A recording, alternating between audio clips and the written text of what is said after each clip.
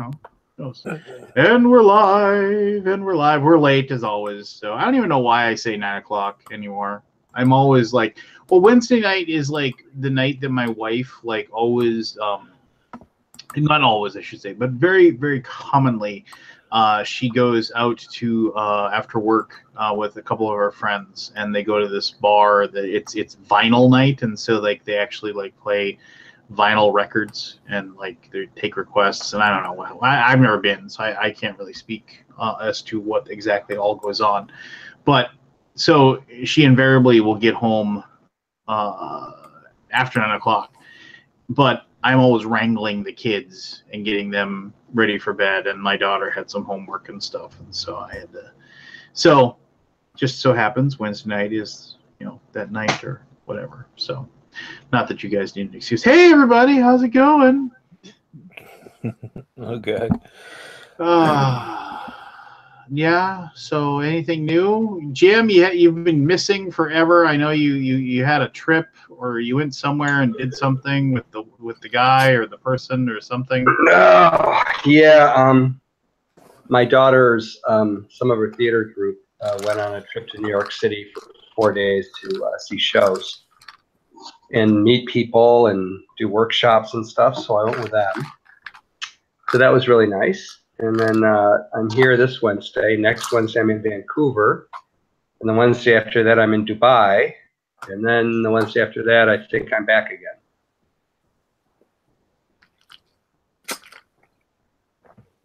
Interesting. Yep. So, yeah. I'll tell you, if you get a chance to see the band's visit, I highly recommend it. The what? What now? The band's visit. BAND''S. As in the visit of the band. The band's visit. The band's visit. It's about this small Egyptian police band that gets sidetracked in this little Israeli town, and they have to spend the night there. And it was one of the best musicals I've ever seen in my life. Really? Yeah. Poignant, human, great storytelling, beautiful music. It was just, there's a lot of shows you see that you remember bits and pieces, but they don't really touch you. This one I will never forget. It was just spectacular. Show me on the doll where the musical touched you. No? Nothing?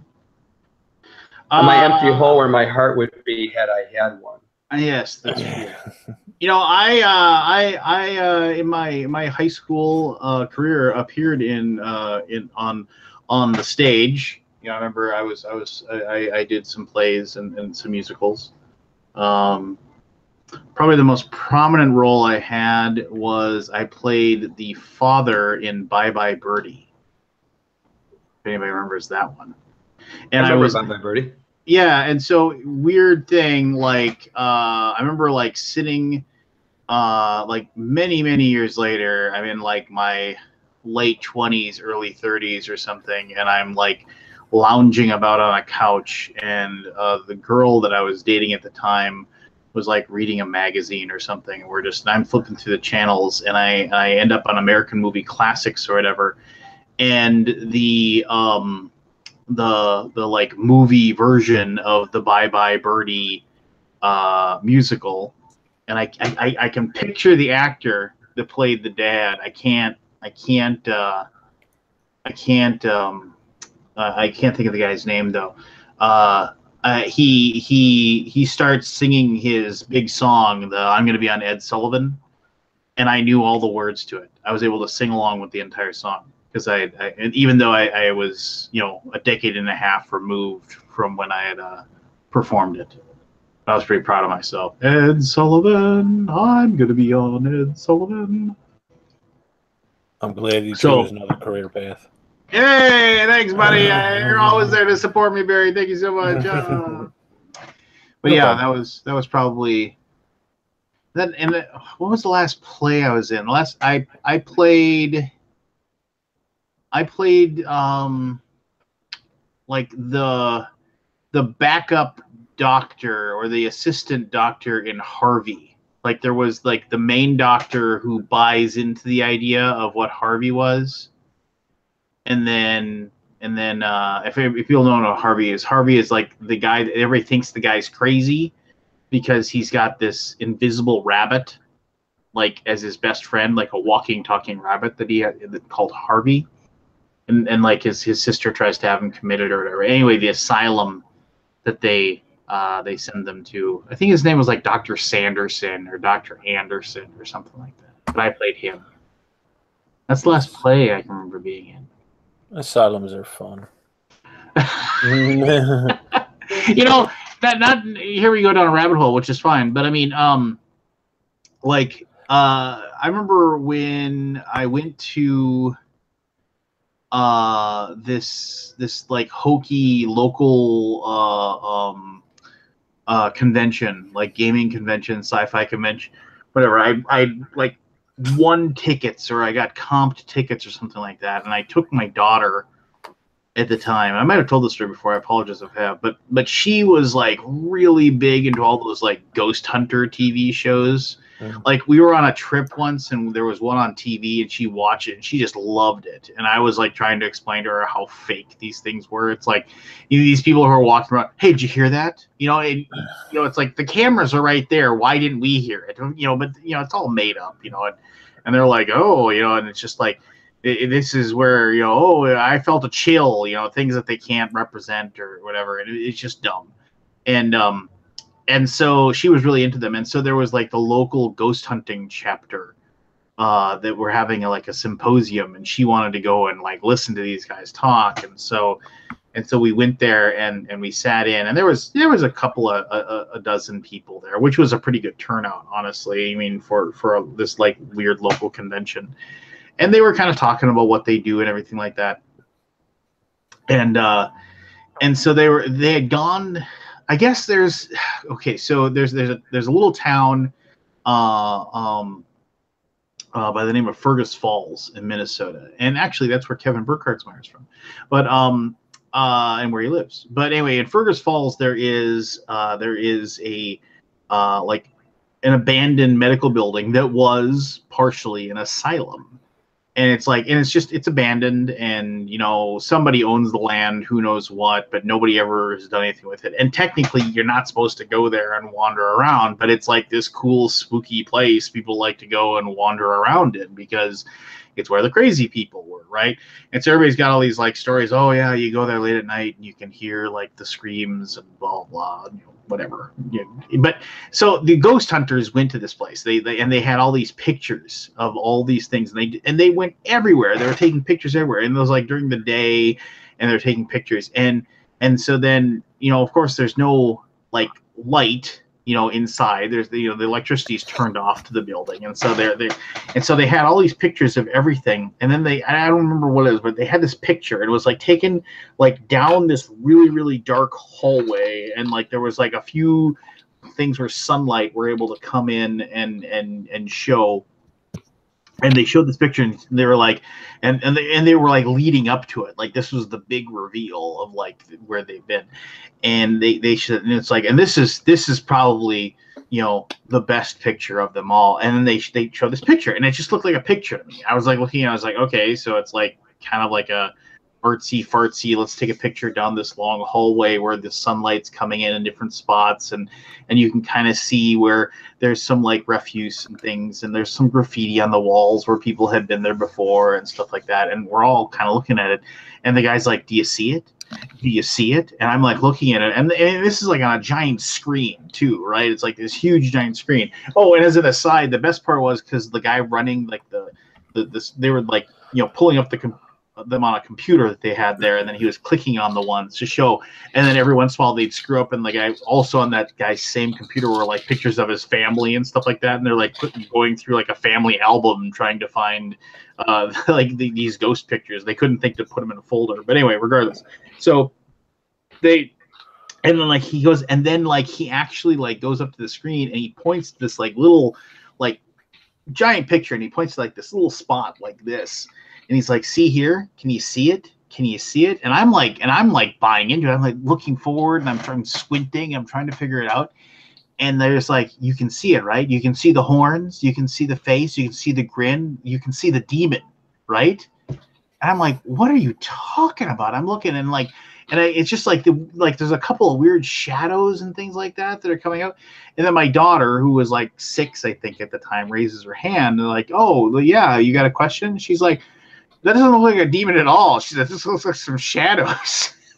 Like the whole, like everybody started laughing, and I was very proud of her in that moment, you know, showing her skepticism, and I was just, but anyway, so there, I have a picture story.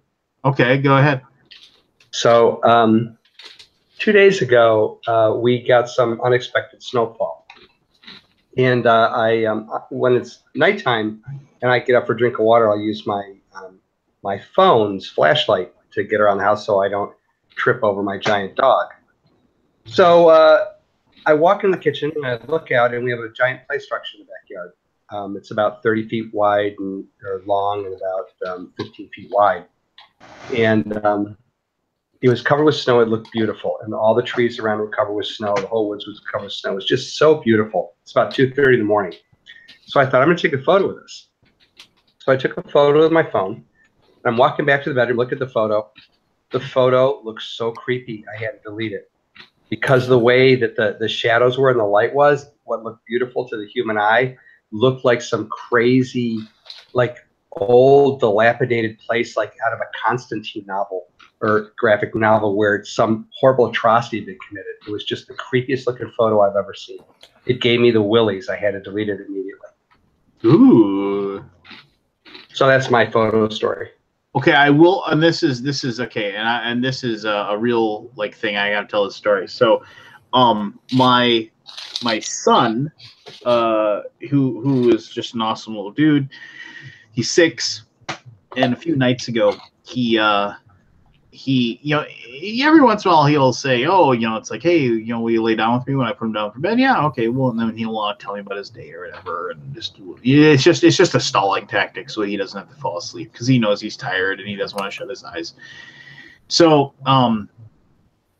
he had me like that evening, like he had been at my parents' house for a little while, and so he said, Dad, can you lay down? And I was like, yeah, sure. And he just kind of was there, and he wasn't, he was being kind of quiet, and I just kind of looked at him, and I was just like, well, what's going on? Are you okay? And he's like, and he just said, I'm scared. And I was just like, okay, you know, what are you scared about? And like, and he was kind of a little like he had this little weird pause, and like he gets kind of intimidated sometimes. He doesn't feel like he's a little worried that he'll say something that like will I don't know, like upset people, or like he'll feel stupid about it or something like that. So I just, you know, I kind of nudged him along a little bit. I was like, just come on, buddy, just tell me what's going on. What's upsetting you? And so then he said, well, and he had this little pause. He's like, when I was at Grandma and Grandpa's house, and I was like, okay, you know, and then he's like, well, when I was at Grandma and Grandpa's house, I was sitting on the steps and I was just using Grandma's iPad, and I was like, yeah, and he said, I felt somebody like nudge my shoulder from behind, and I turned around and there wasn't anybody there. And I was just kind of like, oh, dude, you know, I felt so bad because he was like so freaked out. And I was just like, you know, I didn't really know what to tell him. I was just kind of like, I wanted to just say, you know, it's like, you really, you know, it's nothing, you know, but, you know, he bought into it. He thought that Grandma and Grandpa's house was haunted, and he needed to tell me. And I was just kind of like, you know, I was kind of a little bit worried about him, and so, you know, it's just like, I don't know. My wife buys into, my wife totally buys into the whole ghosts and whatever kind of thing, and I don't, because I'm a jerk, but I I definitely was just like, all right, fine, whatever. Yeah, maybe grandma's old dog saw you there and nudged you on the shoulder or something, just. But I felt bad, just a little kid getting freaked out about something that, wasn't really there or seemed like it was there or not. Felt bad for him. But what do you do? Yeah. Keep going forward. 67 minutes left if you want to back Werewords Deluxe Edition. No? Okay. Nah. Yeah, I played that at Gen Con. We had a good time. I've spent enough money on Kickstarter in the first 3 months of the year to cover my entire year's spending last year. Wow. Well, I got Street Fighter going right now. It's $300. Batman last month, $300. Not to mention all the stuff I backed in January, February. So I've already spent over $1,000 this year on Kickstarter. I thought about doing Street Fighter. I saw that, but they have no guile, so screw them. I'm sure he'll be a stretch goal. I'm sure he'll be there by the end of the campaign. No guile from the starters. He's one of the original 8. You have the original 8 in there. There's no excuse not to have guile. Mm. Or as one of my dumb friends used to call him, Gully. I'm actually excited about this game, though. I mean, the models look fantastic. Pre-painted, which is even better. And the fact that it's going to be compatible with the Street Fighter game, with the Capcom game that's coming out. I mean, not Street Fighter, with the Mortal Kombat game, the Capcom game, and then they said they're looking at acquiring other licenses to use the same exact size, miniature, and rule system. So it could really be something cool down the road once, 3 or 4 of these different game systems are out, all the different combinations you could throw together. Yeah, I can't do it. I just know I'll never play it. It looks cool, but I'm also a retro arcade kind of fan, so even if I don't play it as much as I'd like, those miniatures will look really cool on my bookcase.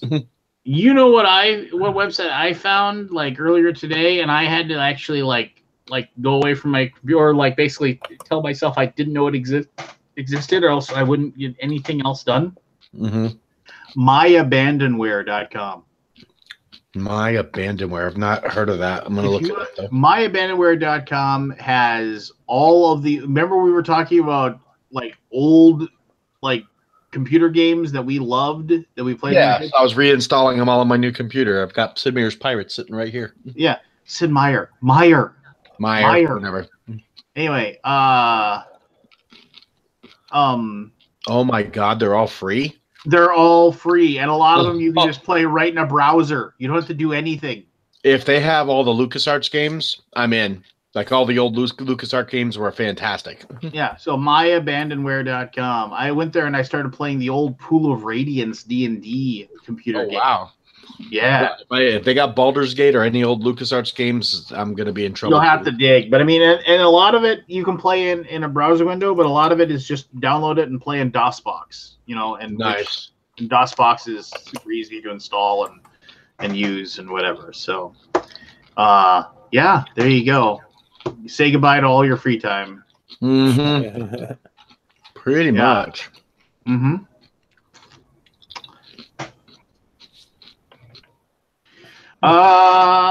What else is I saw there was one other game that it was ending on Kickstarter soon that I was considering backing. The thing with Werewords is it's just the Werewords Deluxe doesn't really look like it's all that deluxe. I don't know. Maybe I'm just weird. Well, you work for a company that does deluxe stuff as pretty much standard now, so you're what you classify as a good deluxe is going to be different from other people.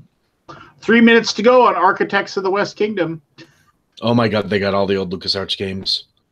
Indiana Jones, Star Wars Arcade, X-Wing, Imperial. Oh man, this is awesome. All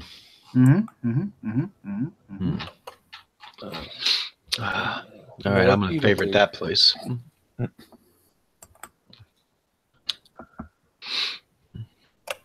Yeah. Dang it! I really wanted Architects of the West Kingdom too. God, now I'm gonna back it. You know, I got like 2 minutes to finish it. Hold on. You bet, yeah. At least back it for $1 so you can get it on the pledge manager and get a little more time to think about it. Yeah, You can just wait till Renegade releases it. Mm-hmm. Yeah, but the Kickstarter, the exclusives. You know, I'm actually quite proud of myself. I've gotten a lot less hung up on the Kickstarter exclusives lately. There's been a few games that I've passed on that I'm just going to get the retail version just because I guess I've just gotten to the point where I'm over it now. Like, unless it's a game I'm super hyped about or have a super passionate about the theme, I'm just waiting now on stuff to hit retail. Like Batman, I wasn't going to pass up on because I'm a huge Batman fan and it's Kickstarter exclusive, so there was no retail version. Same with Street Fighter, but for like the next 6-8 months, anything that's not exclusive to Kickstarter only, I probably won't back unless it's something like something really big. Yeah, I agree.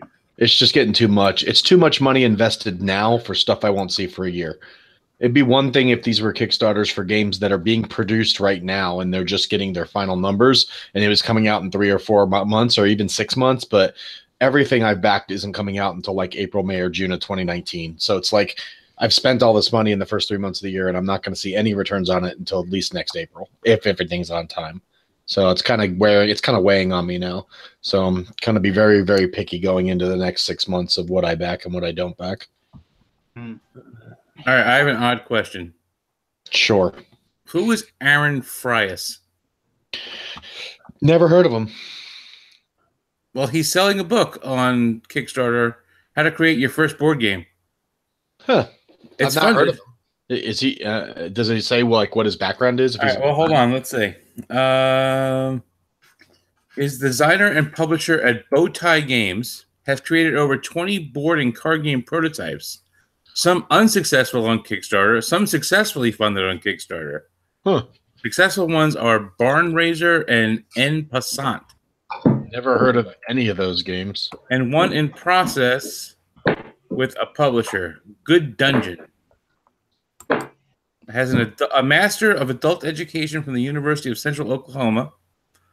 Successfully. How do you spell the last name? Frias, Frias.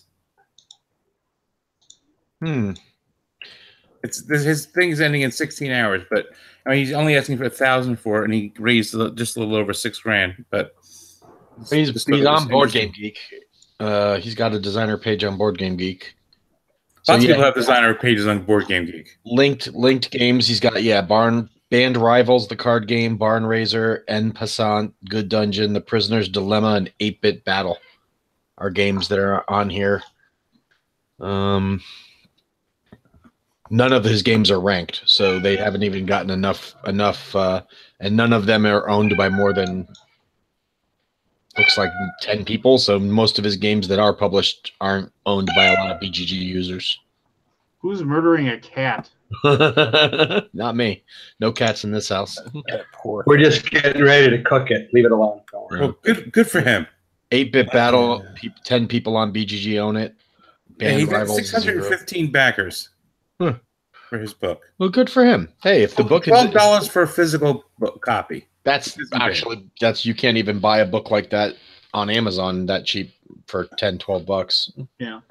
Hey, I am proud of myself. I backed like the Reaper Bones 4 like giant like Mega bundle. I backed it for the core set for $100, and then you can add on later. And I was like hemming and hawing, and I was just like, no, I'm done. I already have 8 billion miniatures I haven't painted.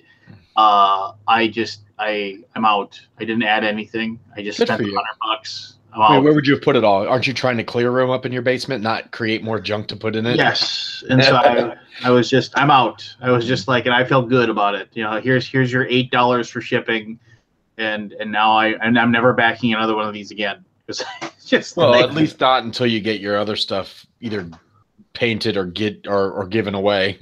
I have a giant. I took I went to Home Depot, and I bought the largest cardboard box they had, which is this huge cardboard box, and I put all my Reaper Bones minis in it. And the damn thing weighs a gajillion pounds, and I just put it up in the rafters in my garage. I was just like, I'm gonna forget that I spent this money on it, because it's like and someday theoretically somebody will take it down and they'll be like, good Lord, let's melt these down and see what happens. I own 6 Reaper Bones minis. Well, not even minis. There's a question in chat right now asking what's the late pledge cutoff for Gentis? It's done. No, it is. Yeah, it was over 2 minutes ago. No, it's April 15th. We posted that in an update, but nobody reads anything. That's fine. I don't read anything either. So it's just so I really can't complain. Why didn't you back it earlier? You know what? We've actually, the late pledge has been kind to us, so we don't mind. Mm-hmm. It's a good thing. Yep. There are always people that set their reminder and either don't see the reminder, don't get it, or just forget to go back to it. And then, yeah, I've done that where I get the email. I'm like, I got to make sure I do that. Then like 2 days later, damn it! Yep, exactly. Exactly. Late pledges have saved me on 2 or 3 campaigns that for whatever reason I was traveling or I was working a show while a campaign was ending and I just didn't have time or forgot. And so. Yeah. The one that drives me crazy for it is like I will have one where it's like I'll get an email, like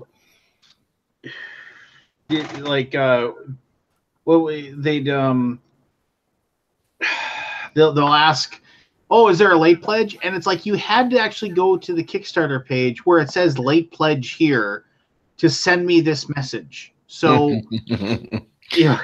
But it's amazing some of the stuff that you see from people who just don't know how to read. It's mind-boggling how many times I have to triple read an email because I can't believe this is a question someone's asking me.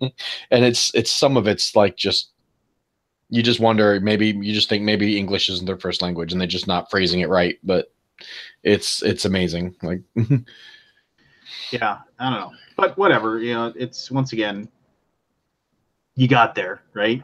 So I mean, it's just kind of like, hey, Anthony, Lone Wolf Development is hiring. I got that email. Yeah. Lone Wolf, are those the guys that made that army software? There used to be a software you could get that would help build like armies for like 40K and Warhammer and Clan War and all that stuff. I thought it was by Lone Wolf developers. What was it called? God, what was Army Builder? Was it Army Builder?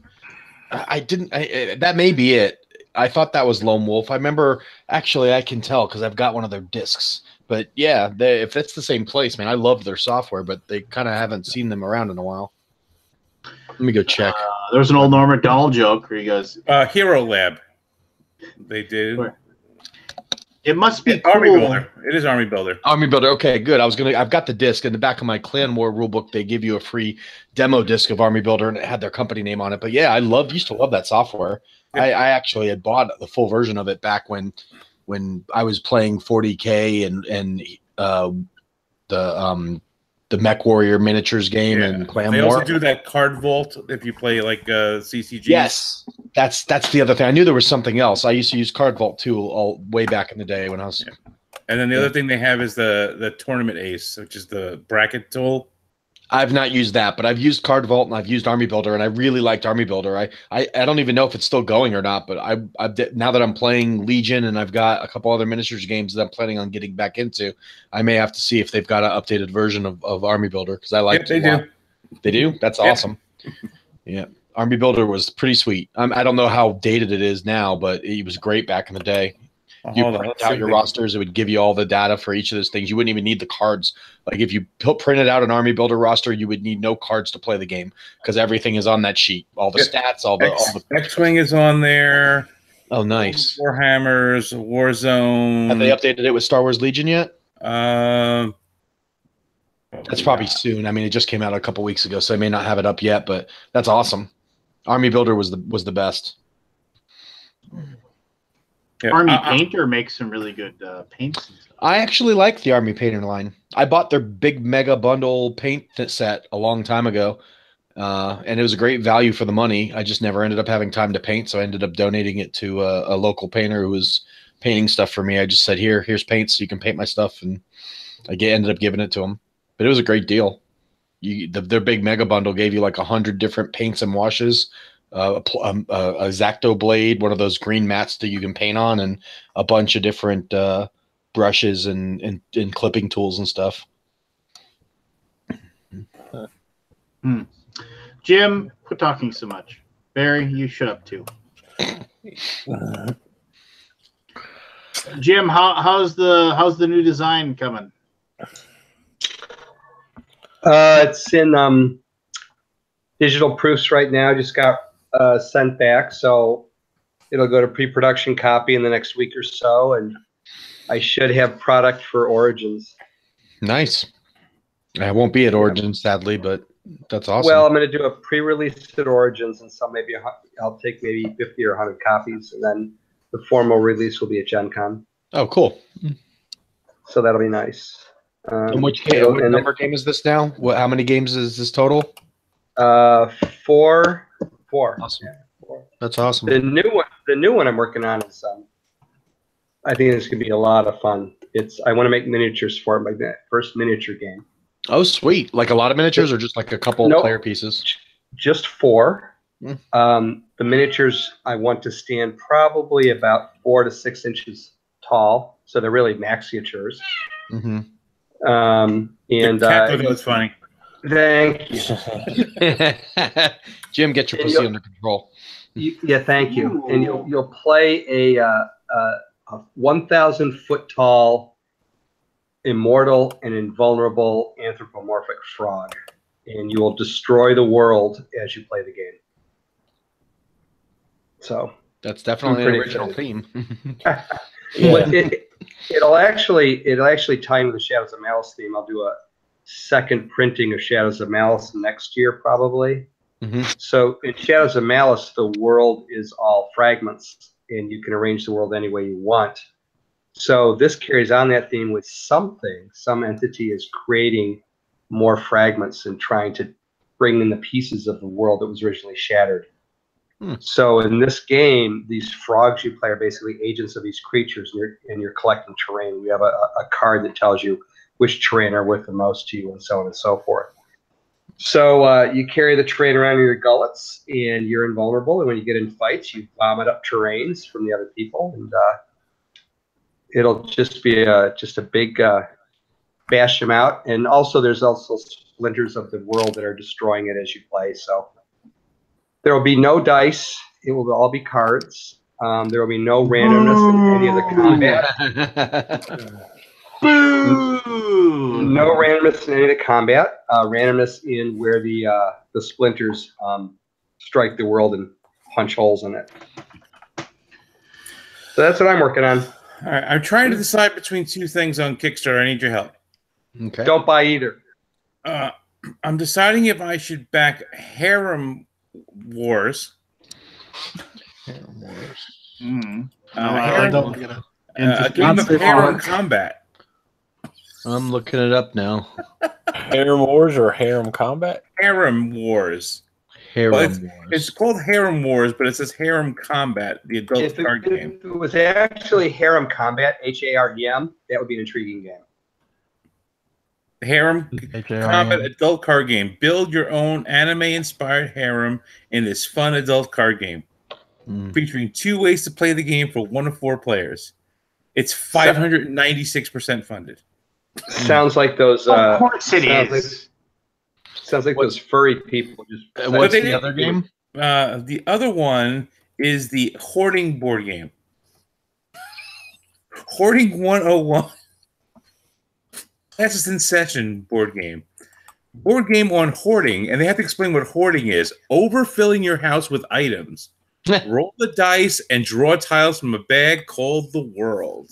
There's 2 different ways to play Harem Wars. Yes. As there should be.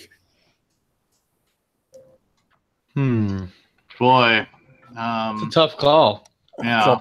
Jump right on it. Yeah, back them both. Harem Wars. I'm sure the BGG library has gotten 3 copies of each. I saw both of those, and I passed up both of those today. Wow. Hey, Scott, I got a question. I thought you wanted to own everything. Apparently not. Scott, I got a question for you. So I got this thing. Go ahead. I got to make one quick joke here. I wouldn't back Harem Wars if I were you, Anthony, because if you scroll down, you'll notice that they haven't finished the art. There's like big giant swaths of areas where it's just blank. Oh, is it like they've had to put black squares because they didn't finish the art? No, like just basically like white, like portions of the pictures have just been erased. Oh, maybe to protect the innocent. Who amongst us is truly innocent? Anyway, you were saying, Jim? Question for Aldi. So I got the thing from Eric for Origins, where you're basically signing up for the video slots. So this year on the form it says that you're asking for 2 copies of the game. Is this the first year you were asking for that? So you cut out right at the end there. Now when you fill out this online form, it also says that you're expected to give 2 copies of your game that you make the video of. Oh right, yeah, for Gen Con. Is that new? Is that new this year? Yeah, because we're doing the hot games. Well, I mean, here's the deal: we've been asking people for games unofficially, like we walk around and ask, which just takes too long.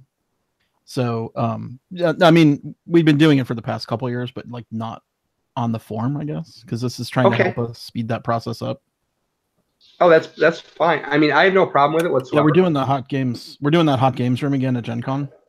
Okay. So, and we're gonna have the whole ballroom this year, which is awesome. So it's gonna be like twice as big as it was last year. Yeah.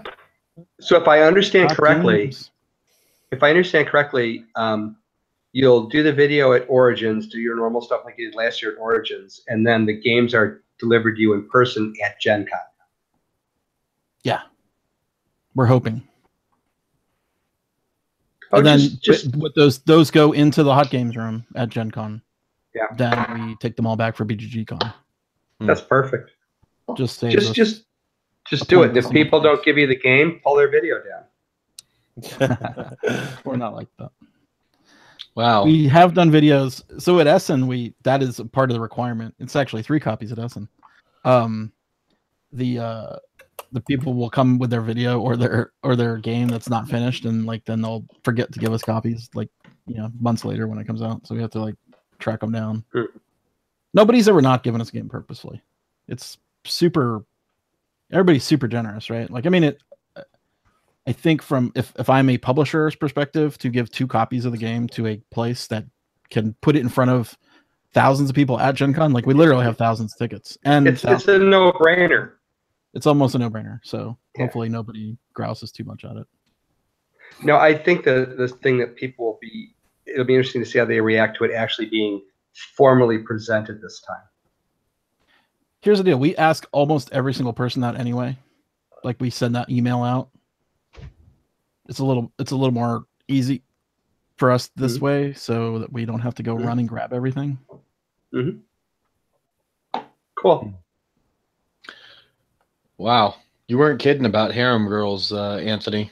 It's quite the project. Harem Wars. Yeah, whatever. I was going to give you more advice about it, but after looking at the page, I'm going to have to use the restroom for a minute. All right. And here's one that actually I looked at it, and it's actually a cool idea, but totally impractical. And maybe Lance will back me up. Erasable D&D 5th edition character boards. Why would you want that? Exactly. Wait a minute. What are they, like a dry erase board where you put your character's information on it and you can change it? Kind of weird. It's like a combination of like dials. It looks like it's made of like some sort of coated wood.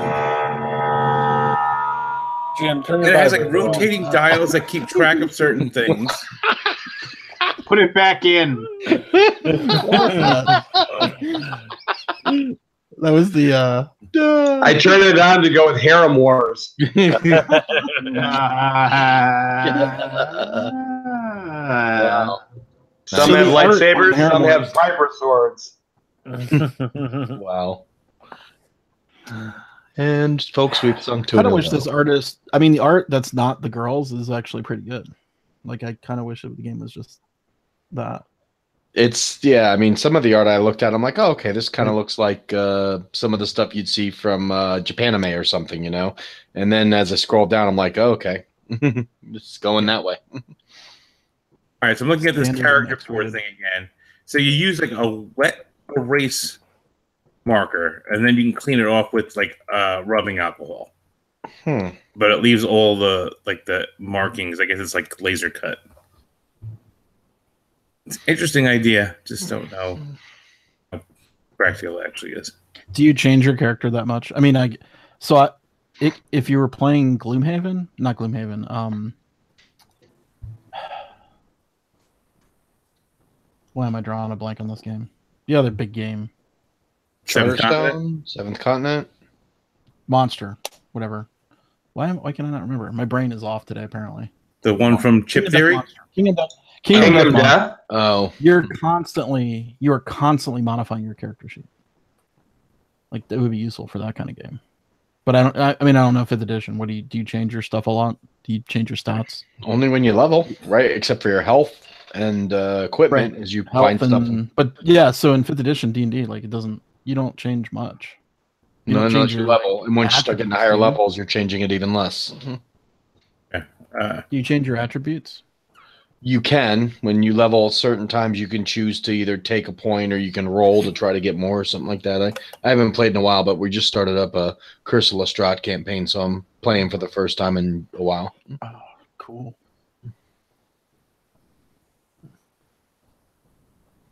All right, well, we're going to scratch that one off the list. Can you take a look at what was the name of it? Man, my brain is totally broken today. Did you hang out I'll with find Forrest earlier or something? No, just maybe I need to go have some. Hey, I'm just gonna ask. All of you have watched that like 10-second YouTube clip of the Dana is off tonight, right? No, but I'll look it up right now. Yeah, just go to YouTube, and anybody who hasn't watched it, go. It is hilarious. It is absolutely hilarious. I had seen it a few years ago, but it recently was on John Oliver, and so it's going viral again. Just go to YouTube and just type in Dana is off tonight. It's like 10 seconds, and if you haven't watched, go watch it right now, and then just when you laugh, I'll know what you're laughing about. Good evening, I'm Ken Bastida. Dana is off tonight, murdered and then set on fire while celebrating his birthday.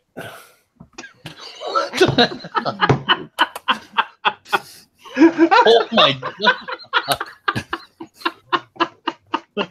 That's totally isn't it? No, it's like it's for real? You're reading off a teleprompter, and there's supposed to be a pause, but the guy, but newscasters they will just read whatever in just front keep of them. going. And so they just go, and they don't realize it, you know. So It reminds me of. Do you remember when they did jokes like that on the old Mary Tyler Moore show with Ted Knight? Yeah, they'd have Ted Knight read, funny stuff or whatever. Yeah. Well, no, it would be normal stuff, but he would pause like 3 words before the period and then read straight to the next sentence. It was brilliant. Yeah. Dana is off tonight. He was murdered and set on fire while celebrating his birthday. Crazy shit. Yeah, it's just, it's so good. And the thing is that like, Thank God they gave the day off. yeah, Got a busy schedule. Ken Bastida, and also type in blind Everest climber. And this one just does it's a newscaster, and it's just that one it's bad quality. The video quality but the audio is perfect, and that one is just like you're like, what was she thinking? Like, how do you have a brain fart like that?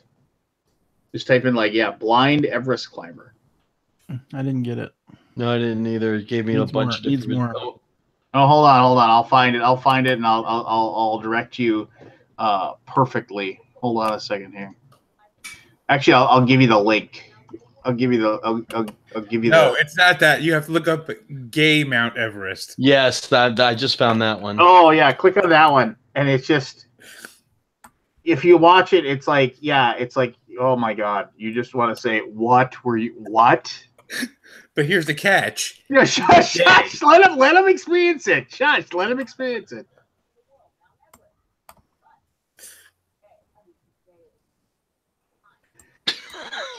He's gay. Excuse me. He's I blind. seem to remember this actually. Yeah, I seem to remember that one. It's just, And the look on her face when she says he's gay. and then the guy Excuse next me. Then she to her, corrects herself. just doesn't react. He's like No, he's total stone professional. cold killer, man. Stone cold, just like. But here's the catch. He's gay. and she doubles down. She's like, he's gay. I mean, No. he's Oh, gay. wait, no, I mean, he's blind.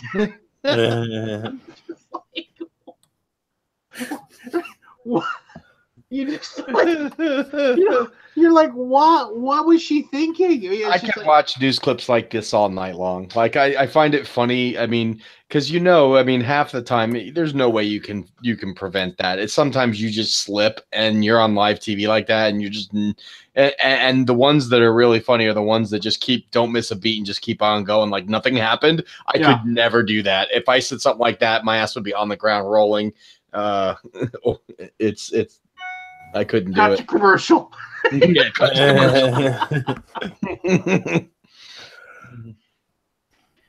commercial. Yes, but Man, there's a lot of Kickstarters going on right now. We were talking about that right before you got on here. I said that I've already spent in the first 3 months of this year what I spent all of last year on Kickstarters, just because the size and mass of the big ones I've hit. Batman, I'm in Street Fighter all in. I did that one Street football Fighter game all in. that was like $180 earlier in the year. I mean, I've spent almost $1,000 on Kickstarter already this year. It's crazy. yep. Crazy. I backed one thing. Hold Yeah, on. we heard it go off earlier. A vibrating chair. Was it Paramours? Stand Still, Stay Silent, Book 2 by Nina Sonberg. Absolutely one of the best graphic novels I've seen. It's online on the web 4 days a week. Well, that's because you didn't see the lewd attitude, the not safe for work expansion to the Smack Talk Showdown. I did not see that. Thank God. I would have spent all my money. Take my money. I can't find one. There's just it just keeps going. Yeah, I only go there and like I would go and browse a lot and just take a look at what was there. Now the thing that annoys me is it's tough to find. Like I look for the role playing game ones now. Those are the ones that I kind of focus in on. Mhm. Like because like a lot of times like those will never get reprinted. I mean like you have to get in on them when they have them. And and just because otherwise you'll be trying to track them down for days and you just won't. Like there's one on there that there was one that they basically some guy made a really good, like he created an island that was a hex crawl island with its own like mythos and craziness. It was like Hot Springs Island or something he called it. And I don't remember what it cost. It cost like $60, and you got like, and it was total system neutral. It just basically said you gotta like, yeah, okay. It said there were like lizard men on the island. It said there were ogres on the island, but you had to actually like give them the stats and stuff. So if you were playing, D&D, you had them right there. If you were playing another fantasy thing, you could just swap in whatever you needed to, but. Like you can't find it now. I mean, I think you can get a few. You can order it like directly through the guy, for hundreds of dollars. But I mean, I have these two awesome books. He actually like he had the one book which was like the entire island and described the entire island, and the other one was actually like a written out like book about like basically a guy. It was something you could hand to the players because like it was like. They would stumble upon this book, like it was written by an explorer that had found the island, and it was his like personal notes that he had written as he found the island, and then like you could hand that to them as a prop that would give them hints and clues as to what was on the island, and they could like pour through the book. It was like I mean, it was fantastic. It was just it was like this guy's like work of like his opus, if you will, like something that he had worked on for a long time, and like I'll take it to Kickstarter, and probably like me and 300 other people noticed it and backed it and got this really cool like set of books, but he's never gonna. I think he pawned off like the vast majority of the extras to the Lamentations of the Flame Princess guy, and then that guy sold them at Gen Con for him, the extras. But yeah, so that's why I'm always looking for weird stuff like that's. And the big thing is on Kickstarter, if I find somebody who publishes weird stuff, like RPG stuff, then I make sure I follow them on Kickstarter, because then I get an email when they have another Kickstarter, and also if they back something weird that's role-playing game related, I get an email as well, and that's a really good way to like stay in the know for like random weird things. Anyway, there you go. Cannot find Okay, somebody tell me about this game. I just put the link into chat. It's Harem Girls. We've been over this. Is it Kartoffel, Craig? Did you guys see Kartoffel? It's Stab a Panda.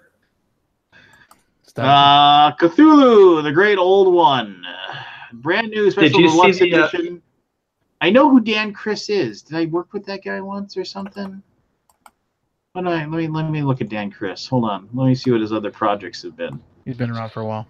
Yeah, I know he's been around for a while, but I mean, I think I might have. Oh, I worked with him on. I think was it on Tavern Masters? I worked with him on something. Maybe it wasn't. Maybe I'm crazy. Oh no! Wait a minute. I remember he wanted He made Tavern Masters. He did. Yeah, he made Tavern Masters, and I think I did a video for Tavern Masters actually. Now that I'm thinking about it, I always forget the stuff I worked on. There's too many. Oh god! Oh, woe was me, right? God, that sound like a total dick comment there. The art style's intriguing. Intriguing's a good word.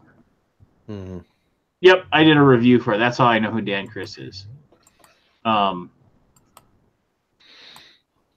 I think this is art he's had for a while. Like, because if you go back in the history, I backed his cards. He did like a card. A deck of cards or something? Yeah, the Cthulhu Great Old One bicycle playing cards. Yeah. And so he's reusing the same art assets he had from that. I mean, I'm not 100% sure if it's the same, but it looks the same to me, but of the same style. If it's just a deck of cards, why does he need $20,000? Man, who doesn't need $20,000? Come on. Who doesn't need? Yeah. Hey, speaking of $20,000, did you guys see that Fireball Island is up to $900,000? I backed it all in. That's another one I've got all in. Well, I mean, like you didn't know it was going to do that. 3,000. I had I would never have guessed 900. I would not. Really? Have guessed $1 million. I thought it was going to do like 2.5 million. Oh, it'll finish around 2. Yeah. Well, you think about it. The price point for all in pledge is like $160 something. Yeah, it's true. It's a high price. It's a high price point. Even the bottom pledge is I'm still super happy for him, but I didn't think it was going to go over like the problem is the hype has been built up for that for like the last 6 months. Everyone's been talking about, Fireball Island's coming back. Fireball Island's coming back. The prices of the original games are still floating high. So I knew it was the way to get your Grail, like the one game you always wanted as a kid and never could have. With new and improved stuff, with modern technology. I hope. Stuff. Do you guys ever play that original game? It sucks. Oh yeah, it isn't a good game. You're good. It's fun for like 5 minutes, and then you're like, okay, can we do something else now? Like they're supposed to. Their next project. I mean, I'm sure it's going to be great. Too. Yeah, like Restoration Games has got some. Apparently, their lineup is awesome. Yeah. Man, I don't know what is. Friend of the show, Brent Critchfield, has his game up on Kickstarter now too. What now? With the who now? Studio Woe, Brent Critchfield. Oh yeah, no, actually, I gotta finish my video for that because I gotta get that done. I was working on that today, and was gonna get it uploaded, but I was doing other stuff. God, I'm working Will you guys on give me your opinion. Give me our your next opinion Kickstarter. And on talking to myself here. Dead Throne. But Aldi, Go look at Dead Throne. Give me your opinion. Dead Throne. You know what I want to see is a game? And- I want a role-playing game where you can play the guys from Police Squad. Please put the role playing game. That would If be they made a awesome. Naked I feel Gun like that's role-playing been done. game, I'd play that for sure. Who has to? Am I looking at the current Dead Throne or the last one that failed? Current. It's mad. It's live right now. They've made it. They've made it past their goal. But so you see those hex tiles? I thought, oh, cool, a hex exploration game. I like those. Scroll down, you look at the hexes. Then look at the hexes on the table. Like, have you ever seen anything like that? I'll be right back, guys. They're huge. They're massive. They must be like 12 inches wide. Yeah, those some big ass hexes. Death Throne. I'm not seeing it. Dead Throne. Dead I Throne. don't like the art Dead style on the cards. Yeah, it could be better. It's not necessarily that it could be better. It's just that it's not consistent with the art style of the boards. Yeah. It's kind of a weird mishmash of stuff because there's also a gigantic box that comes with it. It says the mechanical market, which I have no idea what it. Maybe you open up a door and it gives you something. I have no problem with any of the art styles individually. It's just that when they're inconsistent, it's a little disturbing. I don't know. I'm looking at the page and scrolling down, and for whatever reason, it's just not grabbing me. You know who I curious. would love to get as an artist on a game is his name is escaping me at the moment, but he did the art for the new version of Odin's Ravens. I actually contacted him, and he said he's too busy with personal projects to do any art for hire right now. He's fucking brilliant. Odin's Ravens. Oh, the new version, the Osprey Games new version. Gimler. What's his name? Torsten Gimler is the designer. That's it. Look at the artist. No, not the designer, the designer. artist. I will find it for you. Maybe. Fucking board game geek, goddamn piece of shit. I know, man. That site's a hack. The person who runs that is like Biggest asshole I've ever heard of. Yes. Johann Egerkrantz. Is that the new version? Say that 3 times real That's fast. it. Johann That's the Egerkrantz. That's one. I don't know if that's how you Yeah. pronounce His look at if you get a chance, he's got a lot of stuff posted on ArtStation, and he just captures expression so well as the whole gestalt of the character.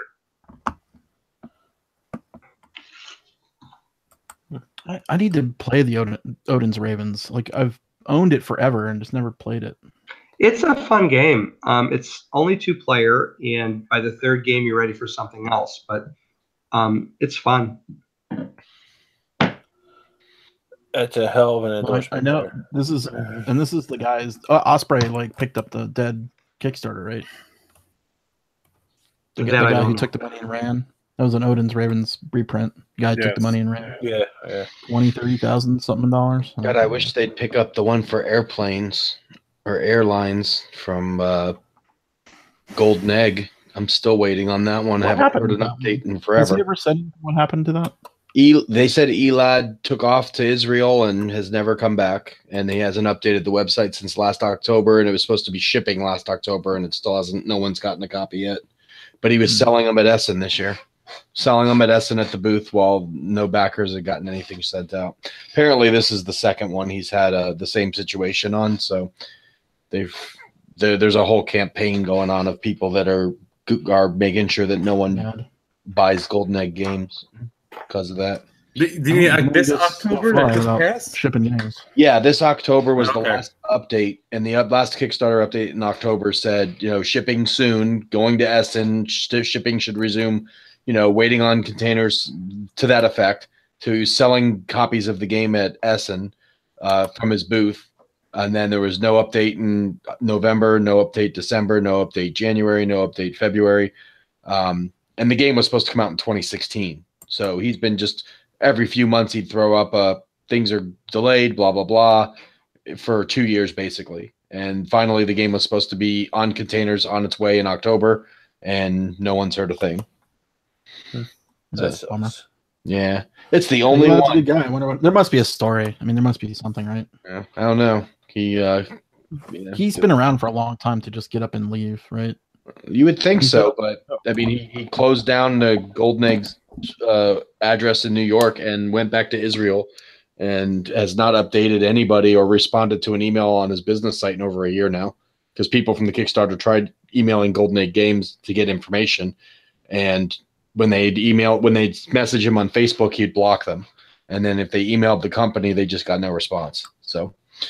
Yeah, it's not looking good. I don't know the guy. I don't know his situation, but from what I've been reading from the forums and from what I've been reading on the Kickstarter comments, it's not been good. Well, we know him. You guys know him, right?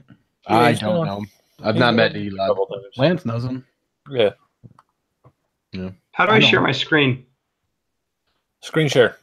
Screen share. Click the gear at the top. It says settings, or no, There you go. on the left. On the left. Yeah. Nope, I I saw did. myself there for a second. Check that out. Cool. That's that Johan guy. Johan guy. What website is that? That's on ArtStation. The guy's got such. But check this one out too. I'm gonna go to a different one. I like that one too. Yeah. This one. So he's Look at busy. the robe. See if I can make it bigger. I can't. There you go, full screen. There we go. That's the biggest I can make it. That's what she But said. The lines are clean and yet very organic. Anyway, wanted to share that with you. I'm gonna have to call him in the morning. Damn it. Does anybody have any grievances, by the way? I forgot to Did you ask. guys see? Can we talk about something positive first? Caroline, How about only That would be nice. You want to do anti-grievances? anti-grievances? Yeah. That'd be a nice change of pace. All right, I'm out. Yeah. So am I. See you later. I've got an anti-grievance. I'm happy for Daryl So do Andrews. He I. got his own company. I have an anti-grievance too. Who got his own company? I like Daryl. Daryl Andrews started a company with Chris, the Peter Wolken and I forgot the other two people. Cool. Good for him. I like Daryl. He's a good guy. Jessica. Jessica, the board Yes, game I girl. wanna see- From Boston. Yeah, I know. Simpson. He's been doing a lot of That's not design work with her lately. You talking about the red-headed girl? The I don't know her name, but I'm pretty sure I know who you're talking about. He's been traveling go with to- her on shows the last year. Maple Duck Games. Yeah. Jessica Davis. Yeah, I'm pretty sure that's who Peter I'm thinking Walken, of. Daryl Andrews, Jessica Davis, and Eric Dahlman. Cool. That's good. I know if Jessica's the girl I'm thinking of that I've seen him with the last few shows. She's really nice. She's a designer herself. She's been Yeah, designing for the that's last her. few years. Yeah. Kind of a skinny red hair. She's nice. She's got some real good designs too. I saw a bunch of her prototypes at Dice Tower last year, and she seems like she's going to be an up and comer. What you doing, your cat? I don't know if that's the same person, but it could be. She doesn't have red hair, brown hair. Oh, then maybe it's a different girl. If you go to Maple.games, you can, or I could screen share my screen. Or you could just do that. Okay, no, that's not the girl I was thinking of. Okay. These pictures are not like the greatest pictures. A couple of them look like mug shots. This one is like a little bit of he's got a sunburn or something. But there's so he's the president. Well, good for him. Yeah. Yeah, I know. I remember talking to him at Toy Fair this year, and he had said that his contract with IDW was up because he was working with them last year, and that he was just kind of floating around, didn't know what he was doing. Well, now he's got a company to run. Apparently so.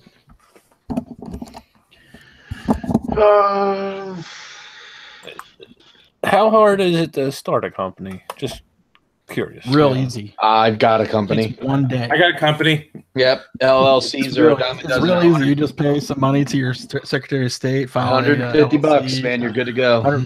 Done. No, I'm at a board. Now making money. That's That's a different. That's a totally different story. You're damn right.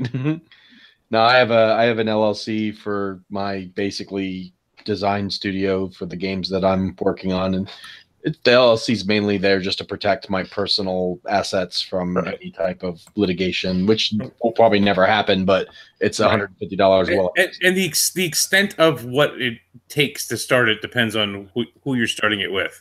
Right. Right. So if you're doing it and it's you and you technically have to put somebody else on it in some places. So it's like you and your wife.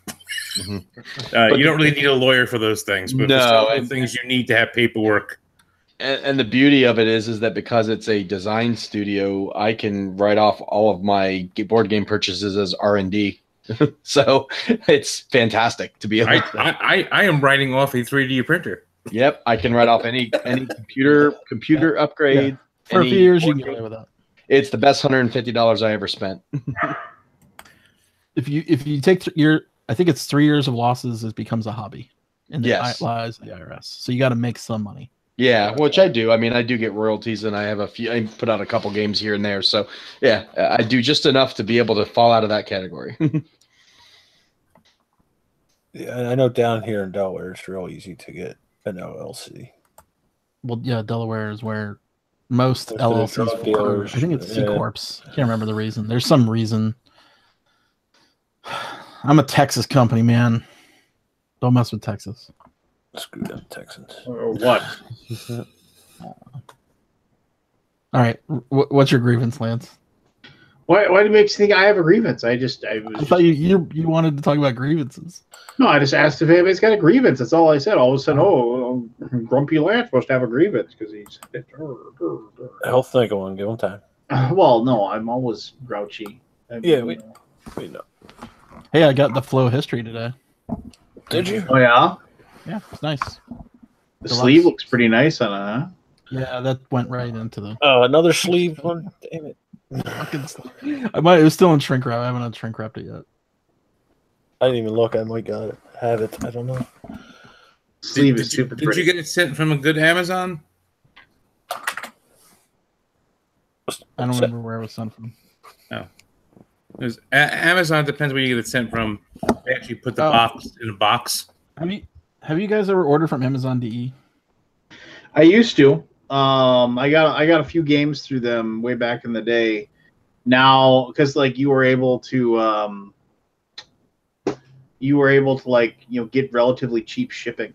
So like when you couldn't find Tie Specker anywhere, the sequel, the expansion to Spikerstot, like I got it through Amazon Day or D or whatever. Shipping's not too bad. Well, no, and I got it. And it was like literally like $4 shipping. Get what you pay for. Can you see it? I'm amazed. I have to go inventory everything. I haven't figured out if I lost anything. What's even in there? But it is shredded.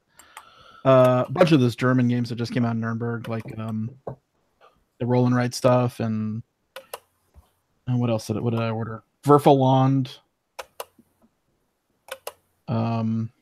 We lost Jim.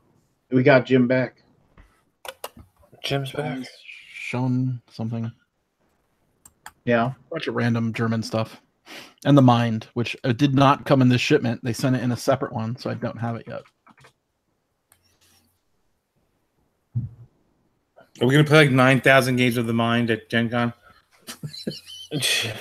Have you played it yet? No, but I keep hearing about it. It's pretty crazy. Like it's surprisingly fun. Like I was very skeptical of how I would like it, but I really liked it. So I got Cross Careert, Canister, Cubeland, Werfeland, and Minara, which is the Via Paletti game with the same pieces as Via Paletti, but it's a co-op. I don't know if that's coming to the U.S. Well, if it's good, it will. Yeah, it probably will. But if it isn't, it won't. I know. It looks pretty good. Eric Barton's pretty hot on it. He's been playing it a bunch. Who has time to play games anymore? I mean, I have not played anything since last week. City of Kings is still the last game I played. I've tried. Oh no, Feudum. That was the last game I played. I played And 3 you didn't games like it. last week. You and Tom Vassell can go sit in your little did he not ivory like it? towers. Did he not like it? He probably didn't like it. he even I didn't watch the video, but somebody mentioned that oh wow, who moved my the God. rock? What? Who's that? What? Who's the new guy? He Who's just walked this guy? away. I called the National I think Enquirer. he He did just it accidentally. Holy cow! Everybody, I think he doesn't know that he's on. Everyone, I think he doesn't know that he's on. Jim I think he clicked the link by Gaffigan, accident. give us some shtick. Oh, You do the voice. wrong hangout. All right, see you guys later. He meant to get on Dice Tower Live. There you go. Yeah. I was about to say he misclicked. Yeah, whoops. Who are these strangers? I don't know any of these people. Yeah. Do I sound okay? I'm on my phone. Does it sound like crap or what? Well, I mean, no more It's like crap tolerable. than you normally do. So, like, I think it's like better my than normal Anthony's, reviews. Mike. It is better than Anthony. Everything's better than Anthony's, Mike. All right. Goodbye. No, you shut up. It was a joke. It worked. Joel, what the hell, man? Nice to see you. Are you taking a break from playing Legion? Yeah, no, I'm actually rebasing some. Where's my camera? There it is. Some Free Peoples for Warhammer, and I was watching you guys, and I said, you know what? I should join this. I'm lonely in my little Wait, room. time out. Why are you fielding a Free People's Army? It's actually Free Peoples with it's a Hammerhall army. Free Peoples with Stormcast. Did you buy the Hammerhall box then? I did. I traded. I thought about getting the Hammerhall box, but I mean, the Free Peoples are such a weak army, though. They're I don't pretty know. good with the General's Handbook from last year. They're. I wouldn't say they're going to win any tournaments or anything, but they won't get tabled. Well, Sigmar frickin' Zinch is winning all the tournaments right now. It's just Change the Lord of Change has to be. Yeah, this is I mean, I'm sorry, we're all talking crazy talk here, but the Lord of Change. I mean, whatever it is, like the Lord of Change is what 320 or 300 points. He is he is so massively underpointed right now for everything that he does. It's just dumb. God, I'm so glad I don't play that game anymore. I used to be right where you guys are right now, like 10 years ago, maybe 20 No, years I mean ago. No, I get it. The draw of Warhammer is insane. Like I loved it. You have like a Nagash, which is like the Lord of Undead, who runs at like 700 points. Yep. And the Lord of Change for Zinch can take him out in like 2 rounds. It's just dumb. Did you guys play when they had the toad, the toad, They still have that. Do they still have that giant toad that's just incredibly, ridiculously powerful? It cancels this magic. I don't know, but you cast one spell on it, it kills the whole magic phase. I don't think he does. I don't know that if they still anymore. have that power. Yeah, it is the most. It's the stupidest thing I ever seen in the game. After I played, so we used to play these giant 4-on-4 armies, right? 4v4, and I would spend days putting together the army, right? We would play for hours, start 9 a.m., go till midnight. And I remember the first time I came up against that stupid frog, and we're all planning out this massively huge magic phase. And I don't know if that's the way the game works anymore, but you cast spells back and forth. Yeah. And I cast the spell outside of the turn. We were all kind of taking turns, and I'm like, I got to do the spell right now. And I cast it, and I did not know what the toad could do. And the guy's like, I cancel the magic phase. Oh, that's what you could do that game. Yeah. No fun. The only Bad game We don't design. do that anymore. Bad game Yeah. design. the only army I've ever seen defeat a Zinch army at tournaments is a specifically created Seraphon army to that So, because they can nullify magic. Their spellcasters can nullify magic from anywhere on the board. well, that's And where so Frog is a Seraphon guy. yeah, and so you would take you field a Lord Croak, That's it. and One. yeah, you field one Lord Croak, and you field and then you put 2 Skink Star Priests with him, and they can unbind like the Lord of Change's magic like left and right, and that's and you basically park them behind a rock where the Zinch army can't get them, and then you just and that Sounds like and a then- blast. Fun day. It's a fun time when you basically can't do anything in the game. That's so great.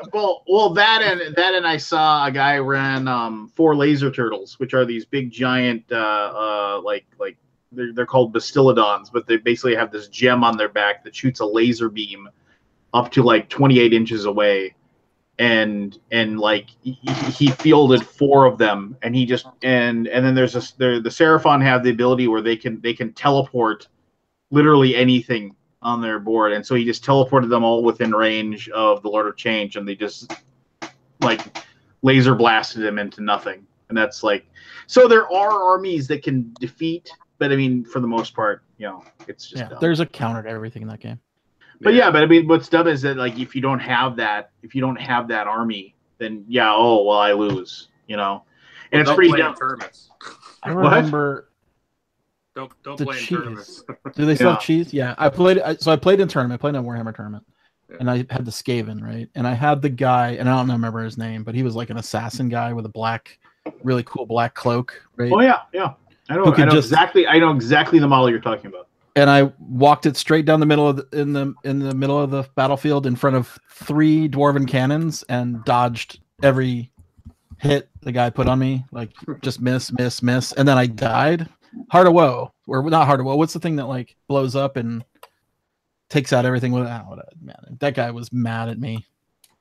He was so mad. Well, I got tournament games, man. the sad thing is that if you go look at big tournaments and you read the tournament results, it's like when you see like the top 3 are all the same like Builds. faction, Yeah. and they're all the same build, and so yeah, that's the thing that kind of sucks as far as that goes. Yeah, I'm kind of glad I'm out of it. I don't know. I really like it. I loved the game. I mean, I really did put a lot of time into it. God, I wish I could find my armies that I wrote them on paper, right? Because there was no fucking online shit back then. Yeah. And so what do you use to unbase them? Do you use the saw? I'm just using the old clippers. I traded for some on Facebook or something, and I've had them for a couple months. And these aren't square bases, and I can't handle that, so I'm putting them on round bases, just clipping them off and gluing them. I haven't even painted them yet. The square bases are still valid for play, right? For now. Yeah, he's OCD. Yeah, well, I've He heard just that said he just admitted it. the big tournaments. Well, I am. 100%. Oh, okay. Yeah, but I've heard that the bigger tournaments are going to start requiring square or circles in within the year and stuff. But they've been saying that since it was released. Well, and supposedly General's Handbook 2018 is going to make base to base the standard rule. Well, it is anyway, really. Well, but no, it isn't. The standard rule is model to model right now. Yeah, but the tournament handbooks will just say, no, actually, it's base to base for our tournament. Well, the thing about that, okay, so what we're talking about is that like determining range is base to base. So like you measure from the base of the model to another model, and that's how far it is. But for whatever dumb reason, Age of Sigmar has a rule where it's model to model, like the official rules are. So you can have somebody who is a cheesemeister who will purposely put like a model on their base on the very edge, and so and their spear reaches way far out, and so they can go model to model. The tip of the spear. Or Or if you have a flying unit, they put them on a. They spend the extra money to get the tall post. So, like, you have a pterodon rider for your Seraphon army where they're up high and they're a ranged unit, so they can hit everything, but ground units can't reach them because they're too tall up. They can't attack them. So you have these problems. But then you have, like, they just released this brand new faction, the Daughters of Cain, where, like, you have this one model, like this giant serpent lady, who actually like the one side of her like stretches out like 9 inches off the base. It's like ridiculous, and it's like, well, you know, it's like you can't go model to model with this one just because it's like it's so all you have to do is just turn the model. You know, okay, I'm within range, and now I'm not within range. You know, so I don't know. It brings back some bad memories of, like, Well, yeah, it's getting the stupid tape measure out and being an 1/8 of an inch off or whatever it is. Like, oh yeah, I mean, can we just play for fun? Like, yeah, you hit me or I hit you, and Right. That's the way to play. but that's the classic thing for Games Workshop. It even says in there, it's like, ultimately, if there's a disagreement, like if you can't come up, you're supposed to mutually try to come up with something, and if you still can't come up with the, you flip a coin or you roll a dice. D6. Roll a D6, and whoever wins, then just move on. Just Yeah. move No, I on remember from that. there. Hey, And- do they still have, like, rank and file, like where you No. march forward on in? No, they don't have that anymore. No, it's more like a skirmish. That's It's why all I'm going. skirmish now. Yeah, I mean, the cool thing is you can do like these crazy formations like bubble wrap, like use a unit of like 20 dudes around like your wizard in the middle, so you kind of move them all out. They'll be protected. Oh, that's cool. Yeah, that is neat. That actually, Snake around things and things. it was cool to see like 40 Skaven though coming at you, and you're like, Yeah. oh no, he's got 40 guys to my 3. Well, Well, you can yeah. still do that, but you can have like different formations and stuff, like a little triangle and stuff, and like block. But they all move individually. Yeah. You don't slide them in a base. Well, No. it really depends on who Technically you you play can. with, too. You Yeah. can split them up, and they're still considered part of the same group, but almost nobody does that just because it's like, I don't know. Yeah. Once again, when you do stuff like that, you become that guy at when you play, and nobody really likes have, it. like thank you rules and like When you weird do charges what? and all that stuff. What'd you say, Joel? When you do what? Like if you cheese the rules, like with your formations and stuff like that, like purposely just to give yourself that little edge and everything like that. Like if both of you are doing that, then fine, both of you do that. But for the most part, like people just don't do that. They just kind of like, I don't know. They don't want to be like the whole being that guy, you know, at Warhammer. You know, Yeah. you just move all your units together as a group, and you know, have them pile in, and you know. Just, Oh yeah, as far as moving them, yeah. Like usually people you move like your front row 6 inches, and then you just move everything like relative to that guy. Yeah, that's never been a problem. Even in tournaments that I played in, people are like, yeah, whatever, just move them. I don't know. It's fun. I think it's more of just like the creation and everything like that. I'm working on my Flesh Eater Courts army now, so Oh, yeah. nice. Yeah. They're opening a Games Workshop cafe here in Dallas. Ooh, a cafe. Yeah, I'm kind of curious to see what it's going to be. They're going to sell Forge World models there too. They're going to sell what? Forge World. It's like their Oh, hyper expensive resin, super detailed models. okay. I didn't even know there was such a thing. I mean, because the Games Workshop models themselves are normally really cheap, and so they made Like the $37 a pack for the weapon extensions for Necromunda, or whatever the hell they are. God, yeah. And there's 3 for each faction. Well, there's that super cool giant dinosaur that you can get for Seraphon. It's like literally like, you know, that big. I forget what it's called, but it's like it's like one of the only models ever to have a -4 rend or something on it, or something like that, with its bite. Yeah. And it's official. It's ridiculous in 40K because like some of the sickest, like powerful models are those. like the 40K scene here is like a lot more active than the Age of Sigmar, and so there's just all kinds of shenanigans and stuff. And these guys are bringing like these giant Eldar ships that are like 2 feet long and like just blow your whole table up. And it's like, good lord, how much was that model? Oh, like $500. Oh god. Yeah, our Warhammer store does not allow Forge Word models just because they're like, well, if you can't readily buy it on my shelf, you're not going to field it at my table. So, yeah, one of the shops here is like that. Nobody plays there. But anyway, I don't know. My thing is you make a sort of a gentleman's agreement before you play. Like I played in some tournaments, and the community here at the one shop is great. They're fine, but I don't really like it because it's just I'm not very good, and my armies aren't like, I didn't buy 550 copies of the same unit to spam it and get redundant and all that.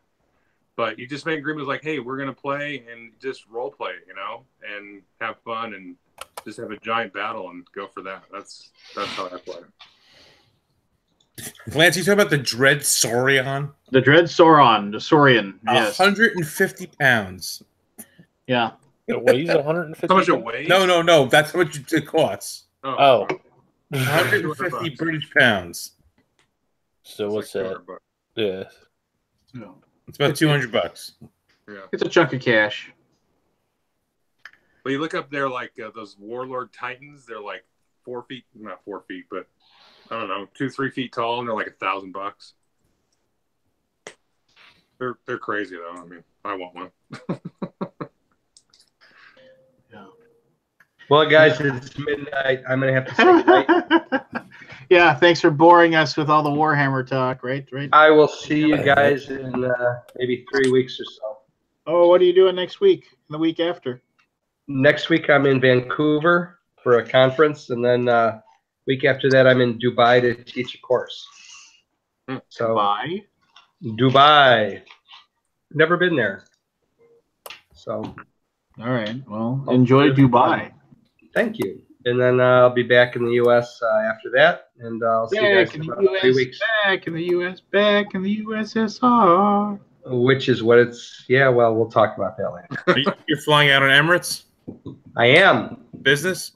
Yes. Good. Enjoy it. It's fun. I'm very much looking forward to it. That's the only thing that's making the trip worthwhile. Because I have to go right from Vancouver to Dubai. I don't get to come home first. So we'll see how it goes. All right, gents. You guys have a good one. Be safe. Be happy. And I hope everything goes well for you in the next several weeks. Ta-ta. Thanks, brother. Travel safe.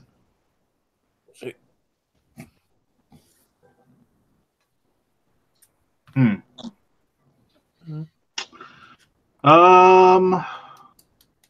of you guys still playing Destiny? I'm actually looking to get rid of all mine. I want to put the money into Legion. I'm enjoying Legion a lot more. Oh, really? I've got a ton of Destiny though. The first 2 sets I've got a complete play set, 2 of each of everything, and then the third set I got like a booster box. Plus I got a bunch of promo cards from Gen Con. So as soon as I can find someone who's interested, I'm going to dump it all. What's the quality of the models on Destiny? Or it's decent. I wouldn't say they're the best, but they're good quality. I mean, they don't have a ton of flash. Good entry level models for a mass audience, which is what they're targeting. I mean, there's still some of the pieces for a new consumer, I think, are still a little tough to put together. Speeder bikes take a lot of finesse, but the actual troop models are super easy to snap together. The ATST was super easy, but the speeder bikes were a little finicky because there's a lot of small parts. You really either need tweezers or a really steady hand to be able to get them together. But overall, I'm happy with it. The rules are pretty easy too.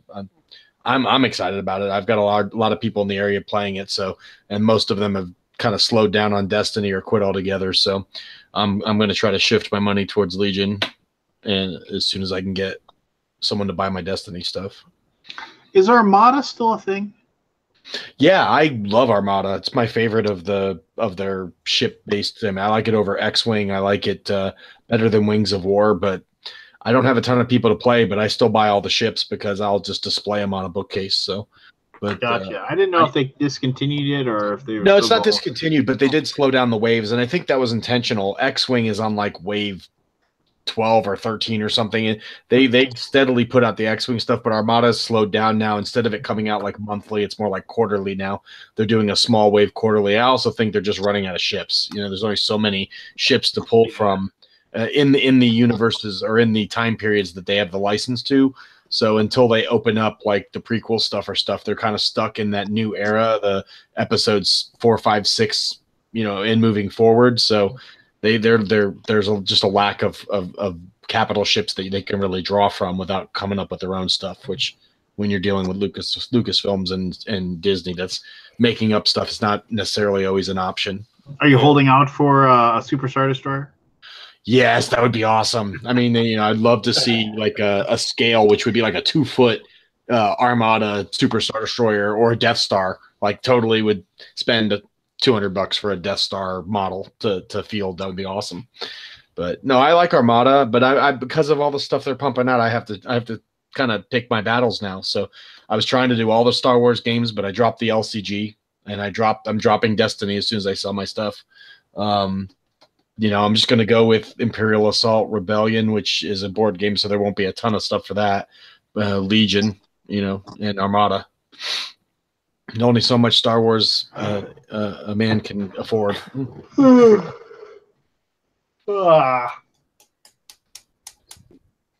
you guys watch the outtakes of that on the DVD or at all? No, not yet. I'm going to. I've got the Blu-ray. I just haven't watched it yet. Blu-ray, yeah.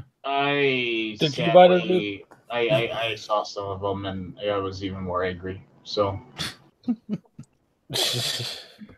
I forgot which chat I joined. Damn it. You're in now. Damn it. Yeah, go ahead. Try to defend the piece of crap, Joel. Did we talk about Ready Player One? I haven't seen No, it. I haven't seen it yet. But Nobody's seen it yet? I saw it. did you like it? That's okay. I was It didn't excited hit for it. the nostalgia for me at all. Like, it's so minimal. It's there, but like, Did you read the book? I did.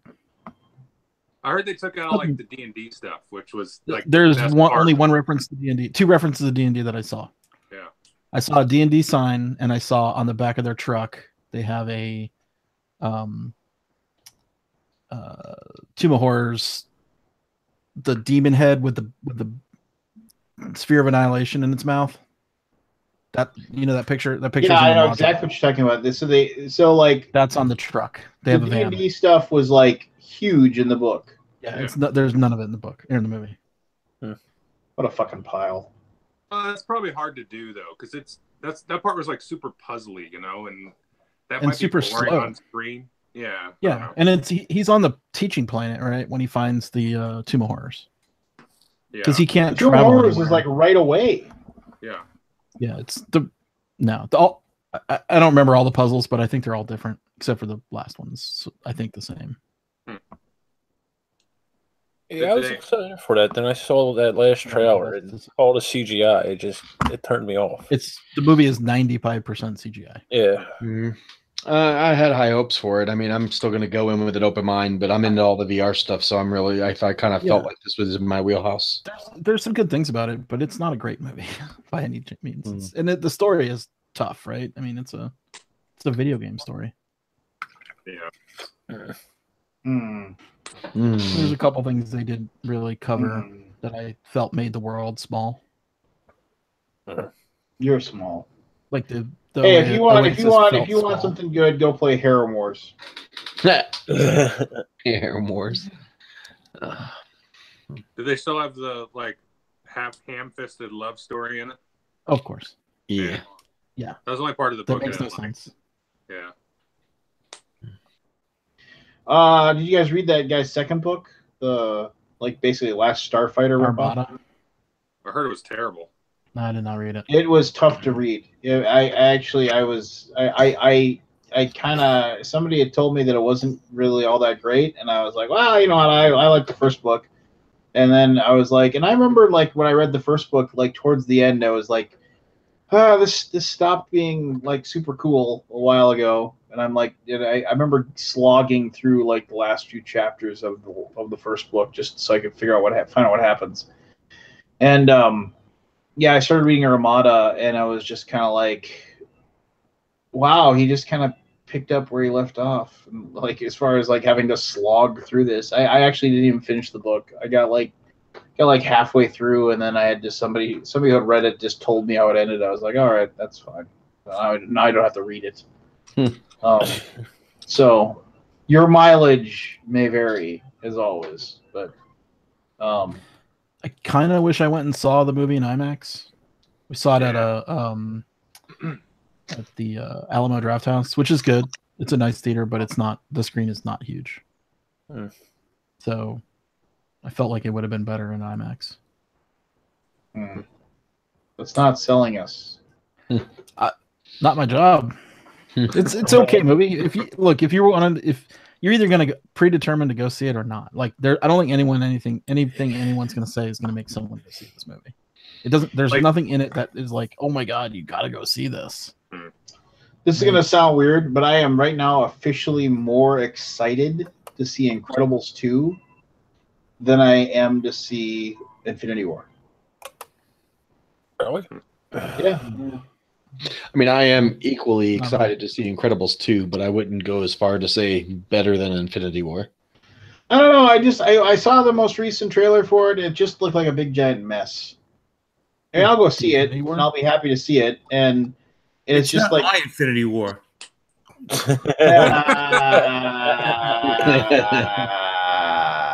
You suck. No, I don't know. It's just I don't know. I think it'll be fine. I think it's like so obvious that somebody has to die at the end of it, so and it's got to be Captain America. Shush. No, I mean, somebody. It could be Iron Man. No, it won't be Iron Man. It'll have to be Captain America, and I don't know. I don't believe that only because they've already talked about Robert Downey Jr. saying he was going to be done very soon. So yeah, he's wanted to be done for a while. Yeah, he's been wanting to be done for a while, and if they but Chris Evans does not have another picture in his contract. No, he does not. But Robert Downey Jr. does. Maybe they kill them both. Maybe the twist nobody expects. They both. Ooh, what a twist! What a twist! Did you guys see that picture of the letter with Thanos' fist going around? I don't know. I'm not excited for Infinity War. Not to spoil a movie. I think it's going to be good. I guess they're going to do a lot of pre-screenings for this thing. Yes, I'm sure. What movie was it? Infinity War. Yeah. I thought You may have heard of it. So. I thought he moved on to another movie. I didn't. No. Part of it blocked out. Did you guys watch Legion at all? No, the new Marvel show about the X-Men, or yeah, no. So there's no X-Men, but yeah, it's same universe. Yeah. No, I haven't seen it yet. I don't know. For some reason, the previews for that didn't really grab me. Yeah, it's way different than the previews. Like if I could be shorthand and describe it, I would say Sid Barrett era Pink Floyd made a superhero TV show. Yeah, it's nuts. Like it does a lot of trippy mind stuff, and the gal in there, Aubrey Plaza from Parks and Rec, you know, the weird like quirky brunette girl. She's sort of the villain, and she's just amazing. And then the guy that plays Legion's amazing. And who's the guy from Flight of the Conchords? He's in it after a bit, and then he's got a role and stuff. It's just really weird, but it's cool. No, I haven't checked it out yet. Yeah. I still have to catch up on all the Netflix stuff. I heard, Jessica Jones season 2 came out, and I've heard good things from people that have been watching that. I liked it. Season 1 is better, I thought, but it was still good. Purple Man's kind of tough to follow up as a villain. Yeah. He was awesome. So yeah, exactly. I went back and started watching Sneaky Pete. You guys seen that? No, I haven't. I read about it, but no. It's Amazon Prime. It's what's his name? Yeah, my brain is just totally fried. You've been off tonight for sure. You've been struggling. Giovanni Ribisi. There you go. Thanks, Lance. That guy. He's a con man. It's pretty good. Like it's got a lot of good tension. The the second half of the first season of The Tick was quite good. Is that a Prime thing too? Yep. If you haven't watched The Tick, it's well worth the watch. I laugh out loud at least 2 or 3 times every episode. Huh.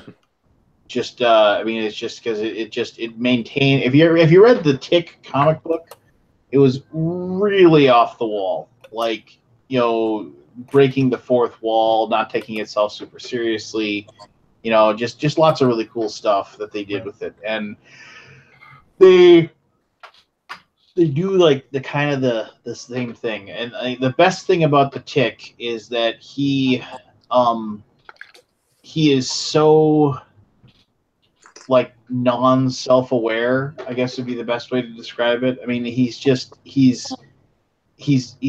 childlike and full of wonder, but also like he is like he can't really get hurt. He's super strong.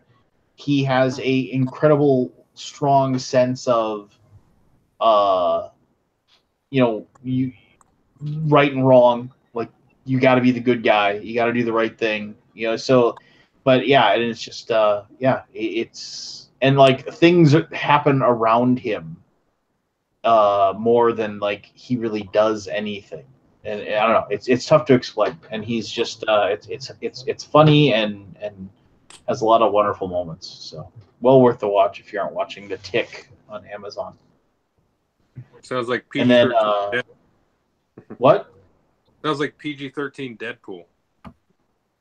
But he doesn't, like, you know, it's just like he's very, I don't know, it's like he doesn't kill people. He doesn't, you know, I mean, he's just there's even like there's like this one thing where like there's this vigilante who does kill people and like and but they're working together, and the Tick is just like, you can't kill people. It's like it's really bad. That's a bad thing that you do. And like and so at one point, like, the Tick saves his life, and the guy said, and he's got this weird sense of honor, and he's just like, I owe my life to you. And he's like, oh, don't worry about it. He's like, no, it doesn't work like that. I you know, I have this sense of honor.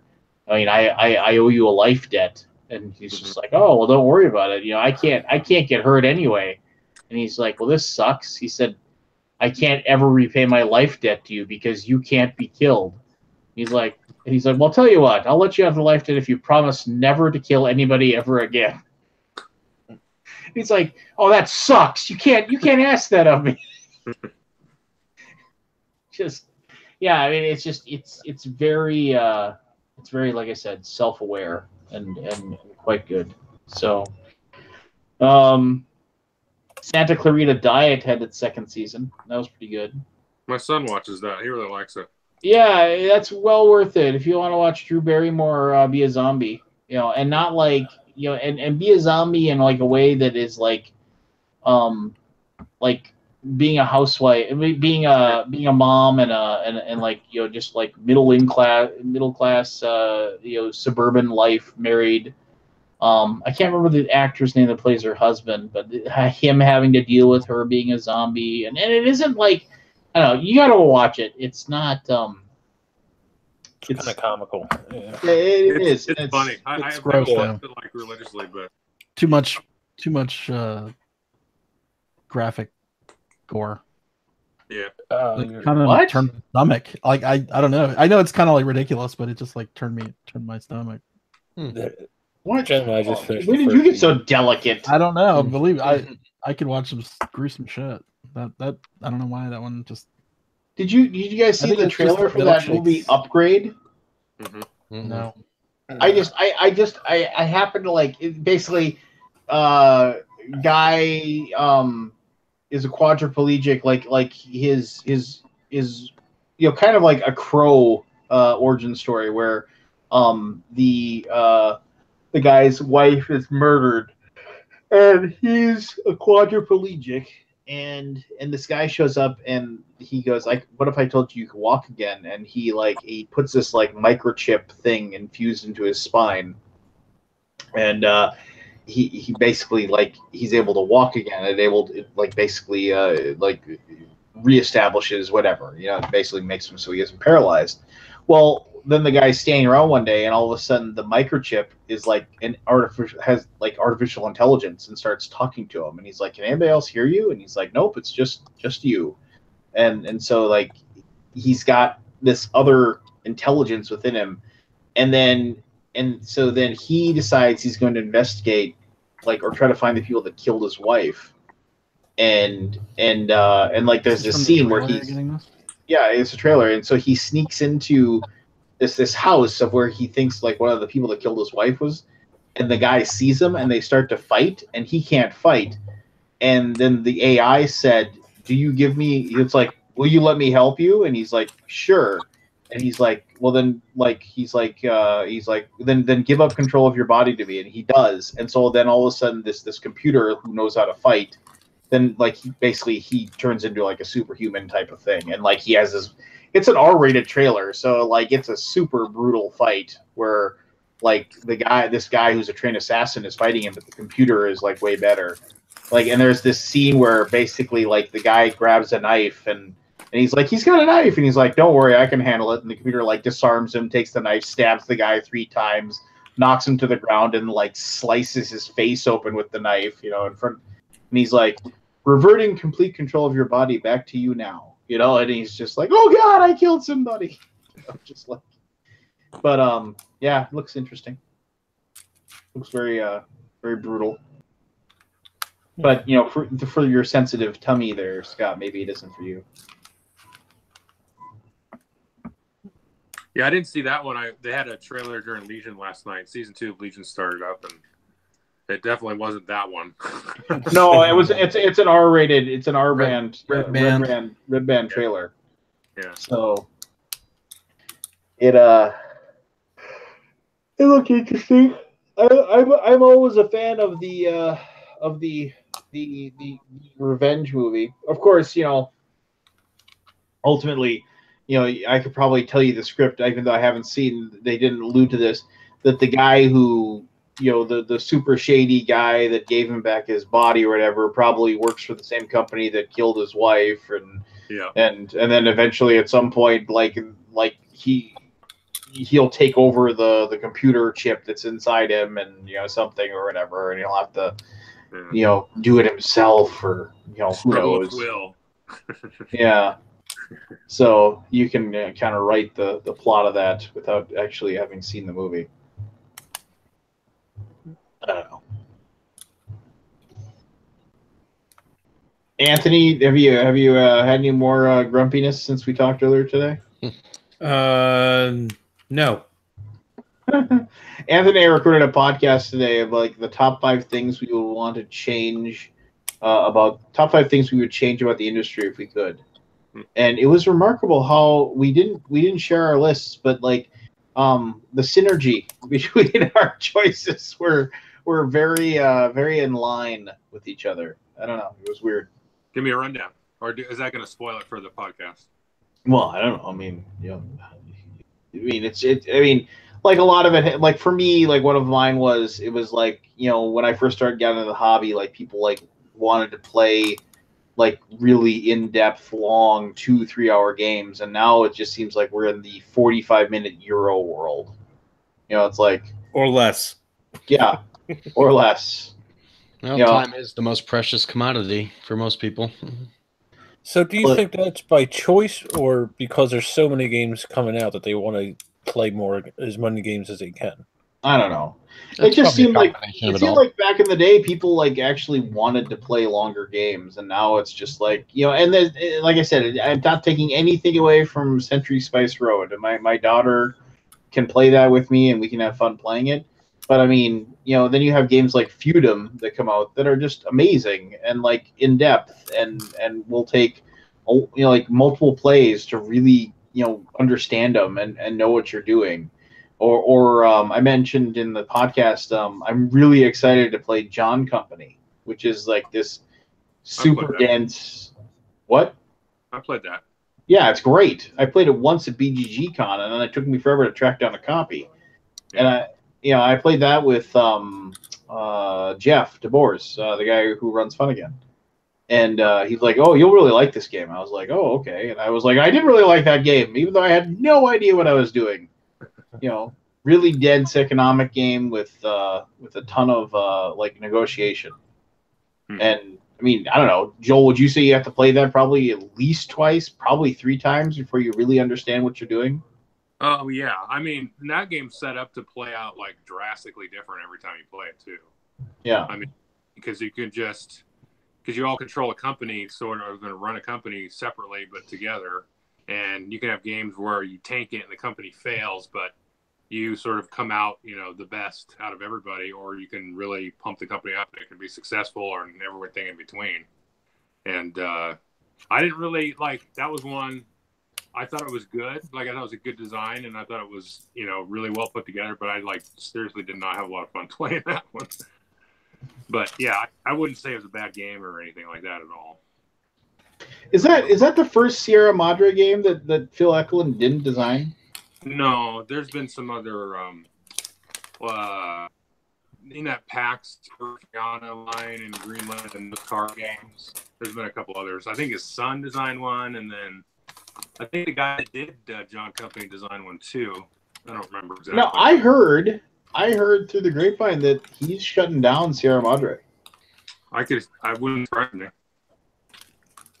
Unfortunately. Yeah, I mean, just he's just getting out of it. Yeah. Well, it's a pain in the ass. I mean, and he had that whole kerfuffle with Ship Naked or something? Yeah, he had a huge issue with Ship Naked and with and once again, yeah, I mean, just the unfortunate situation where you had it was possible that the Danny Arrington was coming out of that situation. He was kind of building up a name for himself again of somebody that at least there wasn't good positive actions were piling up on top of each other. So people were starting to he was starting to get kind of a lot of the bad taste had washed out of people's mouths, and then the Sierra Madre thing happened, and which is unfortunate. But I don't know. Yeah, I would say I don't know. My group that plays on Thursdays, we play moderately long games. Anything that gets over 3, though, we don't play it on a Thursday night just because of time. But we'll play, solid 2.5 hour, 3-hour games still. We usually get one of those in a night, and then we bookend it with some shorter game. But we still get longish games in. Yeah, but I mean, those games just don't come out though. I mean, they come out once a week. But yeah, I think it depends who you're playing with. I mean, I played nothing but long games. Oh, jeez, no, you don't. I most of the games I played with you are let's play Word Slam. Oh. You're talking about at conventions? Mm-hmm. Well, who's got time to sit down for 4 hours at a convention? It's so much fun. Lots of people. People who don't work. Well, I'm just saying, lots of people do. Heck, about 4 or 5 years ago, I sat down and played an interminable 2.5 hours of freaking Pathfinder, the card game, with Joel and Marco Arnaudo. I wanted to shoot myself. Marco and I had a great time. Mm-hmm. I'm sure. It's about who you play with, not what you're playing. Horrible game. I mean, there's times to play games, but the problem is that if you do get a 2 or 3 hour gap, do you want that to be taken up with one game, or do you want to try out 2 or 3 new games? And that's usually the catch that gets most people, is that you want to try 2 or 3 new games versus investing an entire night in just one game. Anthony, back me up on this. You're wrong, Peter. Mm-hmm. Thank you, Anthony. No, I'd rather play one really good game than sit there and try to play 4 games. Yeah. Because the other thing I mentioned on the podcast was the fact that there's all these games coming out that are they play in 15 minutes.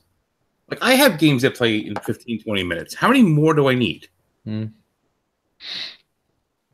apparently there's a market, or they wouldn't be coming out. Well, because people are goldfish. Yeah, but I also think there's a lot of new people coming into the hobby. Like the growth is just insane, and new folks are like, I want to sit down and have fun. I don't want to I don't want you to tell me rules for 20 minutes. That's not fun. Exactly, and that's the big thing. He's exactly right. The growth and the amount of new gamers are coming in, and the companies are taking advantage of that by putting out lots of quick, easy to learn games that can get them into the hobby. And then in a couple years, they'll be into the big games and they'll move in. But then there's going to be another wave of new people coming in. So it's just at the rapid growth that we're seeing now, it's not going to change anytime soon. It may peak. Yeah, I mean, like Scythe and Gloomhaven, just to pick the two poster children. I mean, those are involved, longish games that are doing amazing. Yep, absolutely. So you're wrong, Anthony. Yeah, there. Take that. I didn't say you were wrong, Joe. I said Pete was wrong. I'm on Pete right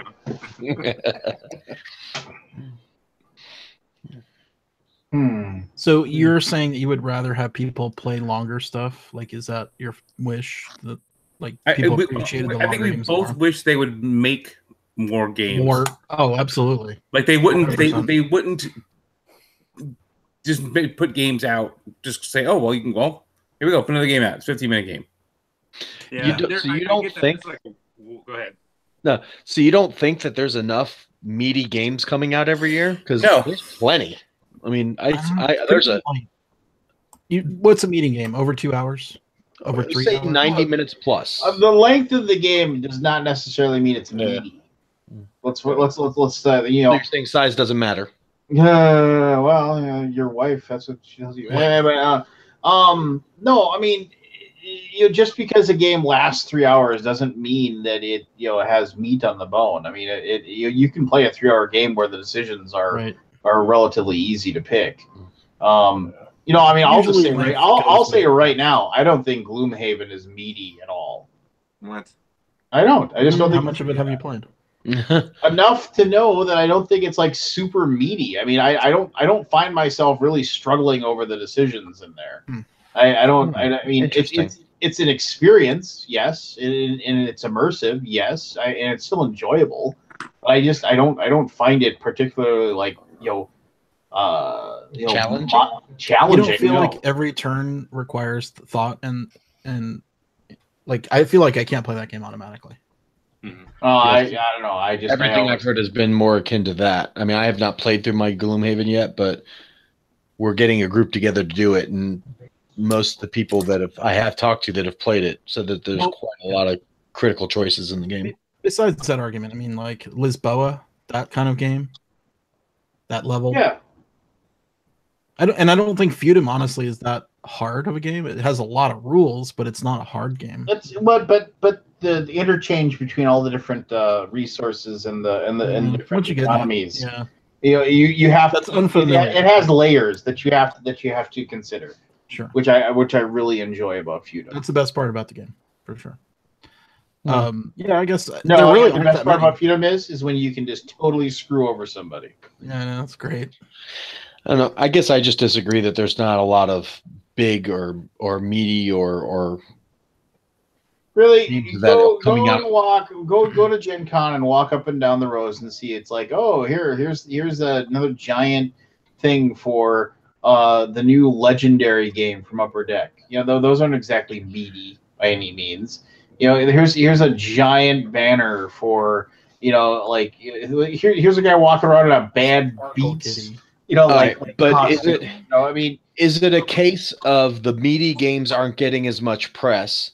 Because with 6,000 games coming out a year, I fail to believe that there isn't as many meaty games coming out now as there was 6 years ago. It's just that there's twice as many of the casual games coming out, which water. So for 6 years ago, let's say it was if you have 6,000 games coming out, and let's say there's 500 that are meaty, and 6 years ago it was still 500, then it means that exponentially I should have more meaty games, and there aren't, in my opinion. Yeah. I think it's more just a matter of the games are there. They're just getting drowned out by the exponential amount of more family and casual style games. Well, that and they get nobody cares about them. I mean, it's just like they're totally a fringe. They take a lot of work to review. Yeah, They take a lot of work to review, a lot of work to cover. Some people won't like them, then they probably won't even recover them. Yeah, I mean, how easy is it for the media to get a hold of a game like Ethnos, for instance, and be able to review that and do that versus a bigger game like, a Gloomhaven? While it's, that may be an exception because of how popular it was. A reviewer can knock out 10 reviews in the amount of time it's going to take them to cover a game like Seventh Continent or Ethnos or Gloomhaven or Kingdom Death Monster, which is probably why there's not as many reviews out for those games, and why the media hype is less. Because you're not getting as much content because it takes too long to put it together. I don't know. I would say that's true. I just don't know that there's any less. I think it's just that it's so easy to pump out content for these small games and reviews and media and videos that I think that the bigger games are just getting more lost in the shuffle than they maybe were in the past years. Because I know I've got plenty of choices for new big experience board games to buy. Every month there's at least half a dozen more I could go buy. And I've actually cut down on my big game expenses because there's just not enough time to get them to the table. But there's not from lack of choice. It's just more of lack of time. I also think that board game media right now is rewarded with quantity over quality. Yes. Yeah. You can spend a lot of and hours doing, 10 plus hours doing a show, and you'll probably get the same amount of views as a 5-minute unboxing. Mm-hmm. Sadly. Right? I mean, and views is really all that matters. Mm-hmm. Well, yeah, for the 'Cause- YouTube algorithm, that's all it cares about, clicks and For views. that. But yeah, I mean, you're obviously your reputation as a reviewer kind of comes from the quantity and the quality. Like if you're not doing very much, people won't notice you. But if you're doing a lot, I don't know. It's a weird formula that I don't quite get. Yeah. It's subscribers plus content to a degree. But if you've got big subscriber numbers, people just assume you're great. Yeah, assume you're great, even if you're not. Right. And even though you look at people, they may have 10,000 subscribers, you look at their actual videos and they have like 70 views. Mm-hmm. I see it. I was in marketing for a while. I spent a lot of time on YouTube researching reviews, and you'd be surprised how many people will pull 6,000-8,000 subscribers and their average views are less than 100. Interesting. What was some of your other things on your list? I complained about Board Game Geek, having a stranglehold on the on the Google search results. Worst website ever. Poor Aldi. It's all right. What's the number up to now? You guys checked it lately? Nah. Oh, once it gets north of 90 million, we don't. Yeah. What's another 20 million? I mean, come on. Pocket change, man. Pocket change for you. I thought there were some tariffs on wooden cubes or something that were coming down the. Oh my god! That was Actually, I thought I saw something that said that board games and games are going to be excluded from these import taxes. Seriously? Yeah. There was something on Facebook I saw. Let me see if I can pull it. They're not included. Yeah, one of the industry channels posted that board games and card games are going to be excluded from all the tax hikes for import, so it won't affect our market at all. Importing card stock, though, I think was kind of an issue, but I don't know if anybody does that because nobody prints in America. No, I wouldn't imagine that many do. And the ones that do, I know some companies do, but it's not going to affect the mainstream. It'll affect a few. But yeah, no, I was surprised when I saw that because I thought board game prices were going to start scaling back up again once that happens. But it looks like we're going to get, at least for now, we're going to be kind of sidestepped. I didn't know the industry had a lobby like that. And I don't think we export much to China. I'm surprised. Yeah, I didn't think we had the kind of lobby to get that either. But maybe they just don't deem our niche little hobby as it's so that minimal. big a deal. It's so nothing. $91.5 million. Where's my cut? No, don't message me, Kabuki. This website can make $42,000 a day. Which one? Yours. YouTube. That's amazing. Can you imagine? Estimated revenue per year, $15,232,320. Again, where's my cut? Yeah, no kidding, man. Aldi, do you need a valet? I'll be your valet. No. Here's some interesting numbers. This is the cool thing. I never actually scrolled down on the Worth of Web thing. So the estimated page views per month, 423 million. That's pretty close.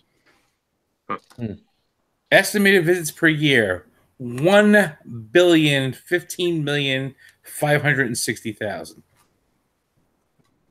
I can't remember if that's close or not. An estimated page views per year is page 5 views billion. per month is how many? Estimated page views per month is 423 million. Yeah, by a factor.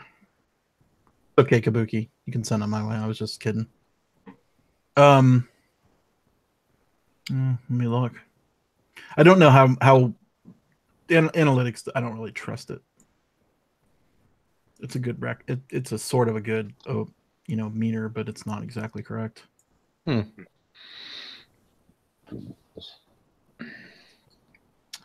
They've changed it so much I don't remember how to use the damn thing.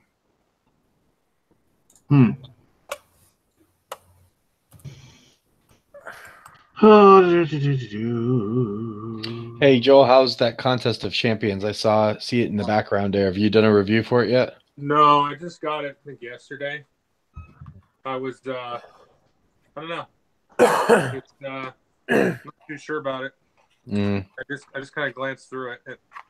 The art's nice and everything, and it looks a little lighter than I want in the game, but I don't know. I mean, I don't mean that. It just looks kind of fluffy. And what game is it? Contest of Champions. It's their new Marvel game from Upper Deck. Upper Deck. Yeah. It's based on the app or something. What's it here?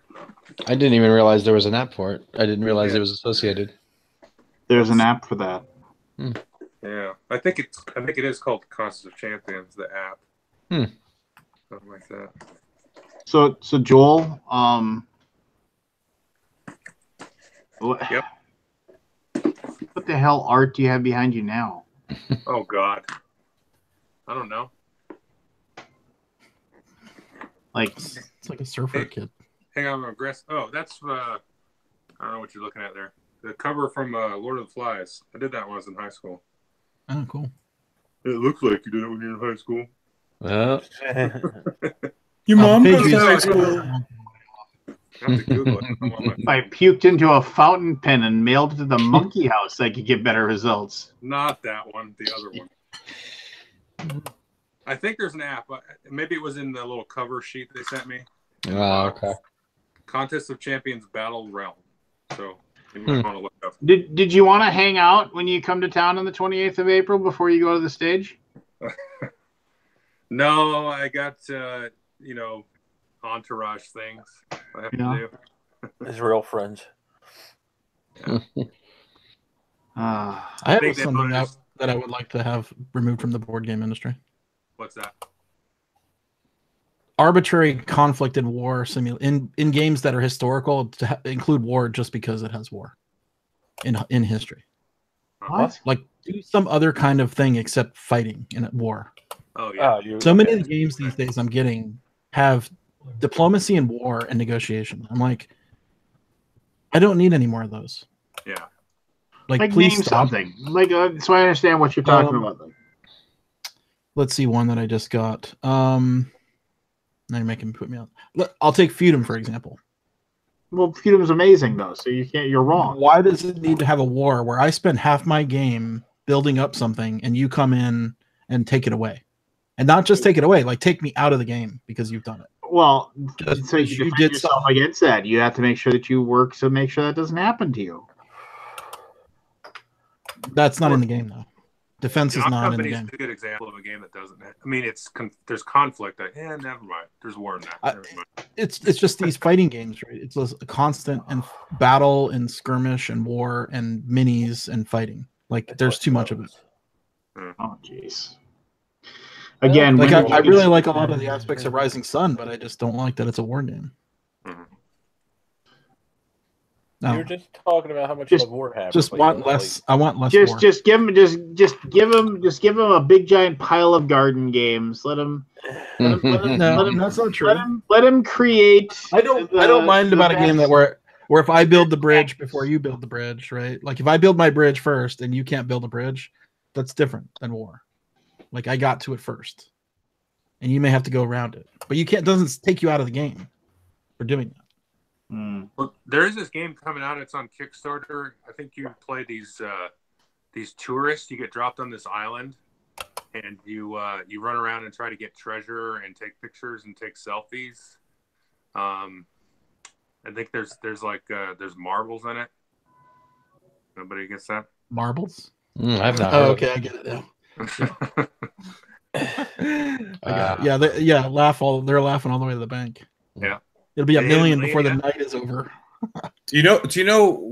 We give Scott a hard time, about how much BGG is worth, but really, it's worth nothing compared to YouPorn.com. It's worth $862 million. You're in the wrong line of business there, Scott. There you go. Boy, could you imagine the forums on that site? You got Role Playing Game Geek? You just need to have porngeek.com. Yeah. You're laughing, but your money wheels are already turning. Wheels are turning. Just don't put that picture of you in your underwear as the banner. Nothing but glasscock pictures all day long. Hey, Aldi, have you played Fog of Love? No, I want to give that a go. That's good. It's interesting how those guys have been around for a lot of years, just polishing the game up, and I guess it kind of paid off for them. Oh, wow. Sounds like it's been people been liking it. Yeah, it's good. It's definitely more on the role playing side, but there's definite like hand management kind of lightly in there, but that's just kind of to keep it on the rails, right? So you don't just play freeform. Okay.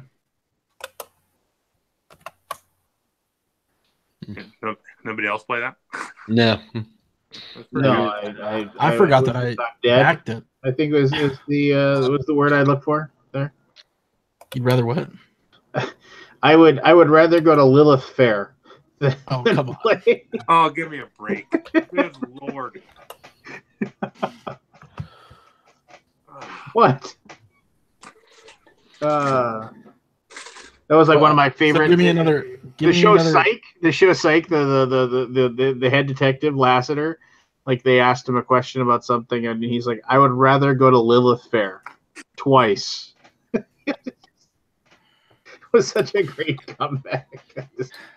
That was a great show. I almost went to Lilith Fair. They had a good lineup. Surprise. Yeah. Surprise. Nothing wrong with Lilith Fair. They had what, L7? They were good. One of the early ones, yeah. Yeah. Indigo Girls. Indigo Girls. I saw Indigo Girls at don't the Indigo Girls have a permanent spot on there? I'm sure they do. They're one of the creators of it. And what's her face? Sarah McLachlan. Yeah. Yeah. And Liz Fair. And Liz Fair. I'll go see and then oh God, why can't I think of her name right now? Hold on. Sheryl Crow.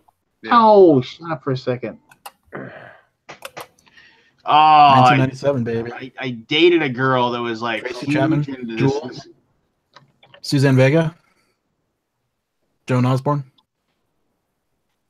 Cardigans, Lisa Loeb, Sean Colvin, Meredith Brooks, Ani DeFranco.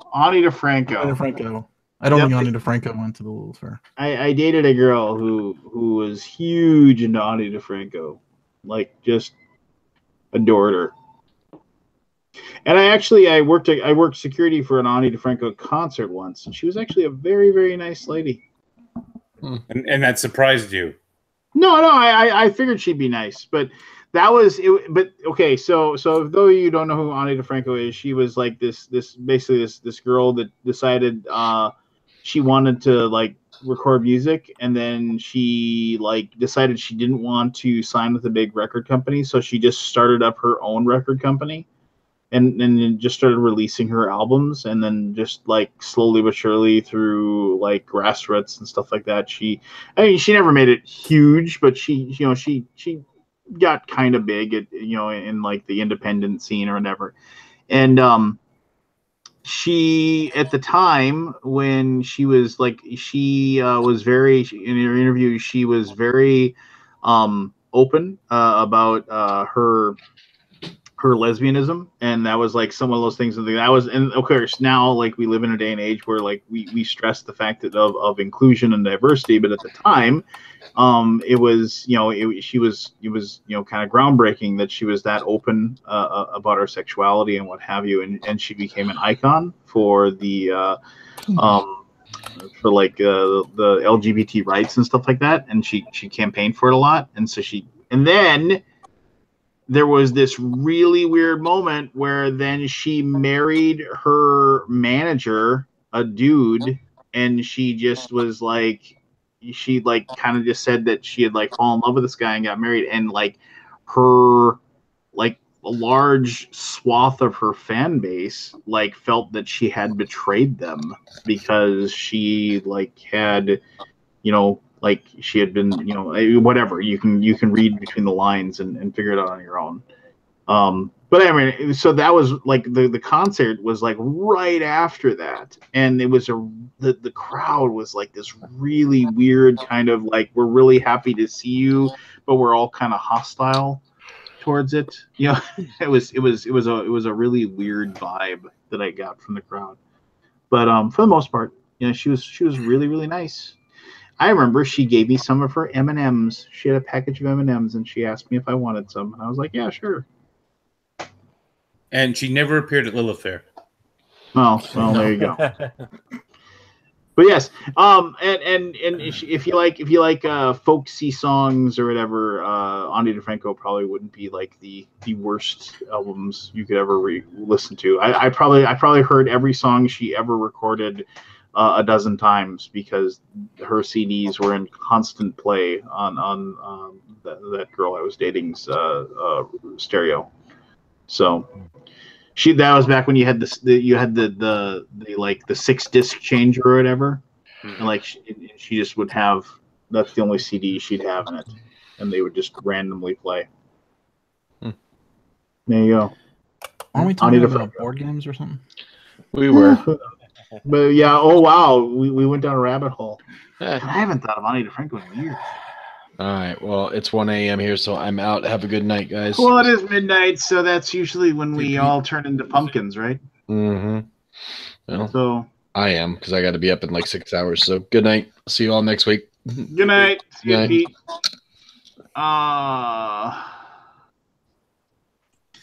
You gonna shut down early with goddamn Joel Eddy here?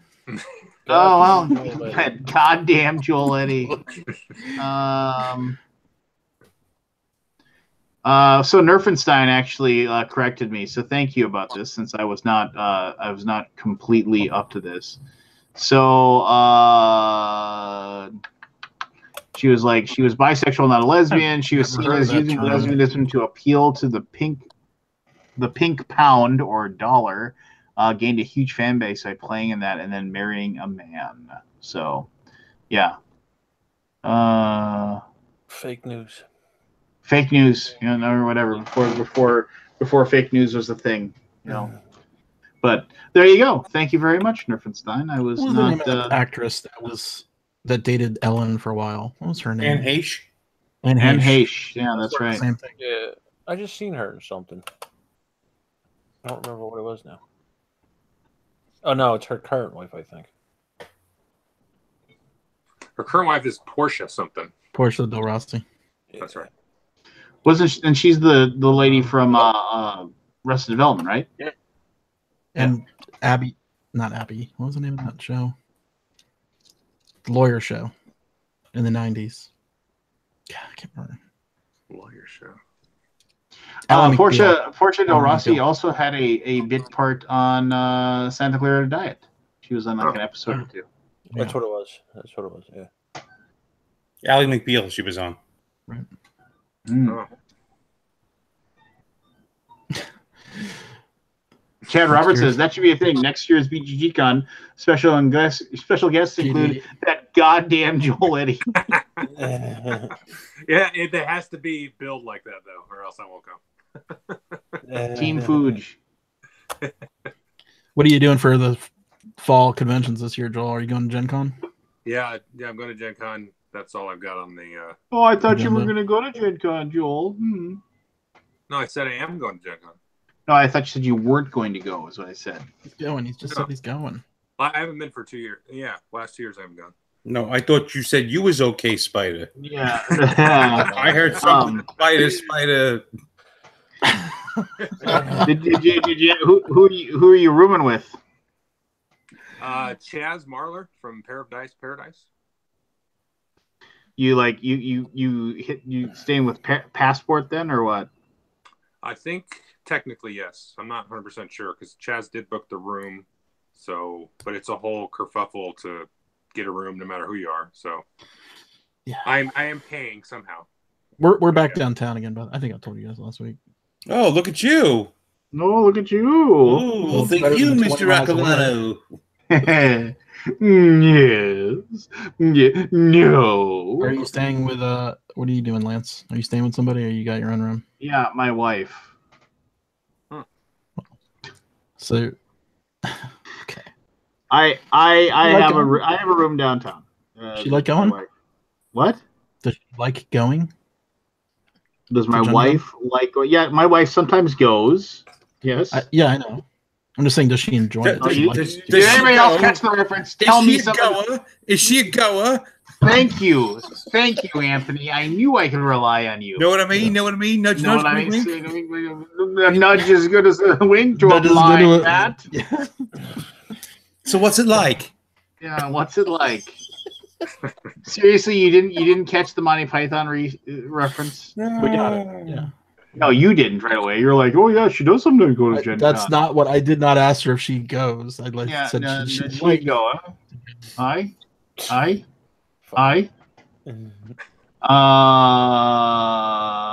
I mean, she must like going because she loves her husband. So Okay. I don't know. It's one of those things where it's like I like having her with because I don't stay out late then. I don't stay out until 3:30 in the morning and then gin and tonics in this weird underground bar with no one in it except me, you, and Chris Kirkman. Yeah, that was really weird. And how you'd get there was like you had to go up a stairs, down a stairs, around a corner, down another flight of stairs. And there were somehow people in there. I was like, it was great because there was nobody there. Well, there was some people there. Well, there was like, it was like, who's her face was over there sitting at a table with her husband. I can't think of her name right now. Tiffany. It was nice to be in a non-crowded place though in Gen Con. Yeah, it was, and that was like, that was because that was when Nerd Nighters had no lights. So like it was like we had all these people with their phones out trying to play. I could not believe it. I walked in there late. I came in near the end, and everybody's like, "Yeah, they wouldn't turn the lights games. On." Well, they don't have any lights in there. It was just ridiculous. Yes, I haven't been asked to sponsor the lights this year. I don't know what's going on. Well, yeah. I think JR is way too busy with his other things to do a nerd night. Yeah. Yeah. Did you see he's driving around the country with the one copy of the game? Yeah. They have. Mm-hmm. Oh, really? Kind of wacky. He's driving around the East Coast, basically. He's not coming over this way. Oh, it's not. Oh, it's East Coast? Okay. Yeah, he and this is nothing against JR. He originally was coming to me, like I was gonna be like the first place he stopped, and we were gonna do a whole big video thing about it. And then he had to contact me later, and it was just like because of where everything else was, there was no way he could come up to Minnesota. So and he was like, "Dude, I'm sorry. I really wanted to," and I was like, "You don't have to apologize. It's no big deal." It's gonna be a crazy time. I mean, I can't imagine doing something like that. Oh no! I mean, like he was going to sleep on such a rough road trip. He was going to sleep on my couch. We were going to set up cameras and stuff at my local game store, and we were like making an event out of it. Yeah, whatever. No big deal. I'll be curious to see. I mean, obviously, they don't really need it. I think they're, it'd be icing on the cake for the amount of exposure you can get from that.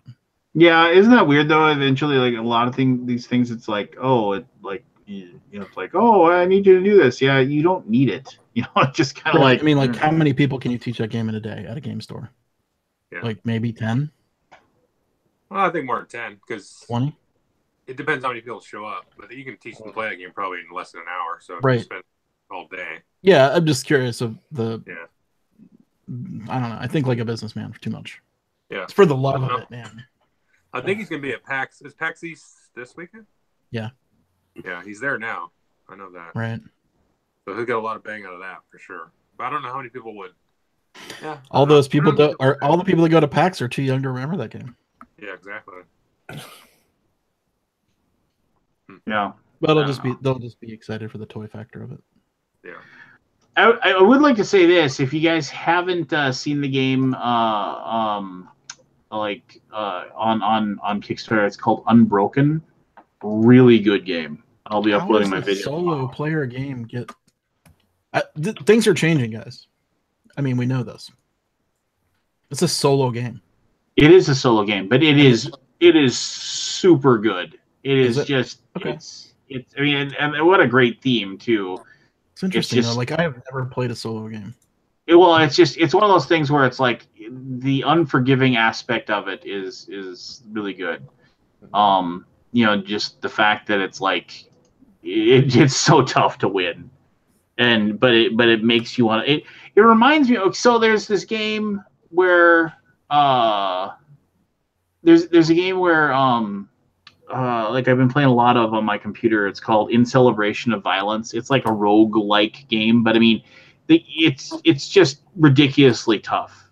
And you can start off and you can die in the first 10 minutes, but you want to keep playing over and over again because you get that one session that goes really well. And even if you don't win, it's like you feel like you did something good. Oh, cool. So if you have a Steam, it's like In Celebration of Violence. I think it's still it's like $10 or something. It's nothing. Well worth the play, and plus it's like a game that you slowly discover. Yeah. It doesn't tell you the rules. It doesn't tell you how it works. It doesn't tell you anything. You slowly start figuring it out, slowly but surely. Is that what this board game is like? Well, okay, so like this is a game where it's just brutal, right? It's just it doesn't play nice. It doesn't play nice with you in any way, shape, or form. And I don't know. I've been waiting for some, like there's a lot of co-op games where it's like there's a lot of co-op games where you have like, oh, okay, it's like they slowly ramp up the difficulty. It's just like every single decision, it's like, oh, I shouldn't have done that, now I'm dead. Just like and you're like, oh well, no, now what, dude? It's like, well, I'll just set it up and play again, and then it's just well worth it. My review, I'll publish my review, probably tomorrow by noonish, and if you want to check that out. But I mean, I know for a fact that Richard Ham thought it was like one of the best solo games, if not the best solo game he's ever played. So, yeah, you guys are gonna get going. Thanks for having me on. Oh, anytime there, Fuge. I'm just gonna tell you right now. Click on that link more often. Hey, are you gonna pick up the Ironeth Deepkin? Are you gonna get? They look cool, but I'm not. I got enough things going on. Well, that one mini with the giant wave. Yeah. I mean, I get too intimidated by things like that where I'm like, I can't paint that, and then like if I painted that, I would put it up there and it would just be like, it would look like such a pile of crap. If I put it, I would just. I mean, okay, Joel, before you go, so like this is something weird. Do you ever feel like I'm a hack when it comes to painting? I mean, a total hack. I mean, like if you give me a model that like like if you give me like a Slaves to Darkness Chaos Knight, I can do something serviceable with that, because it's just like, oh, okay, paint the armor black and just do a little couple of highlights here and there, and it looks kind of normal, But like if you give me I've tried to paint like one of my like for my undead army, my skeleton army, I've been trying to paint these barrow the White King, and because they're like your big generals, they give extra attacks. You have to field them. If you have skeletons, you have to field the White King. But I can't, like, there's all these like intricate little details in the armor and stuff like that, and when it looks like shit whenever I paint it. And so when I go and I set up my army, do you ever feel dumb when you look over and the guy that you're playing against, you see he's like perfectly, like he's airbrushed everything, and everything's like just looks fantastic, and I look like I got Legos, basically, and I'm putting them up there.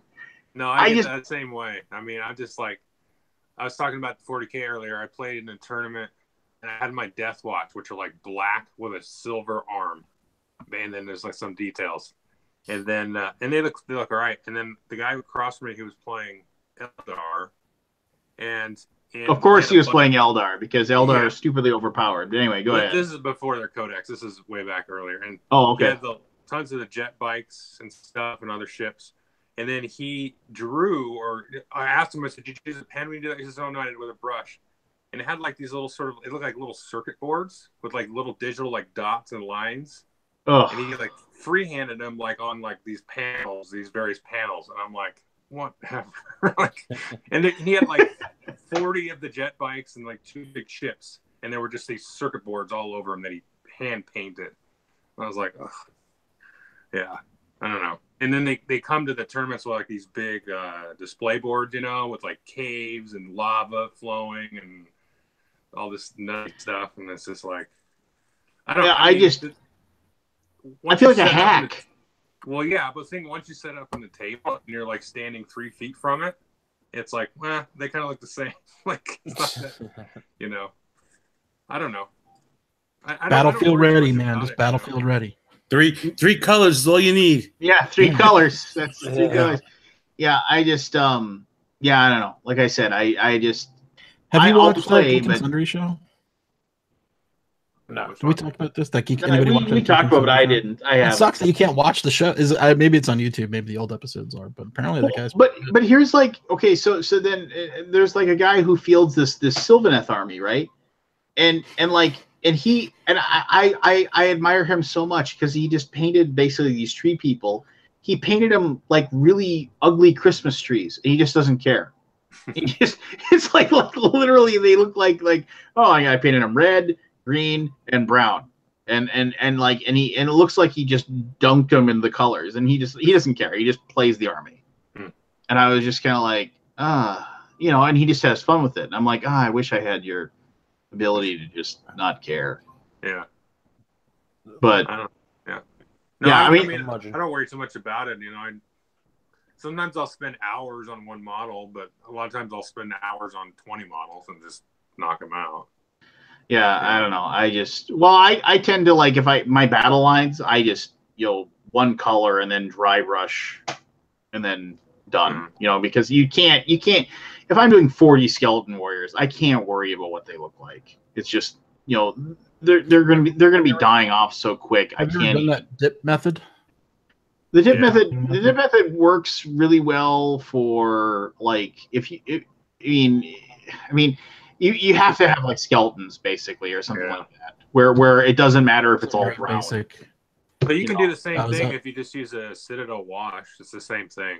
Well, if you just painted them flat coat and then washed them. Yeah, there's like so many colors. Then just detail, like maybe put one slash of color on there. Well, no, like the gun and then like the little symbol on their chest or whatever. And skeletons, or lance. No, like skeletons, this guy taught me. He said just use this Xandri dust, which is like this kind of dark tan or light tan. Mm-hmm. He said get a can of that and just prime them with that, and then grab there's like this rack right dry paint, and like basically, and he said dry brush the F out of it with that, and then go back in with silver and paint their weapons and just be done, and you just say they're done, and that's and your skeletons then are done, and you don't have to sit around and worry about it or anything like that. And yeah, they don't look great, but they look good.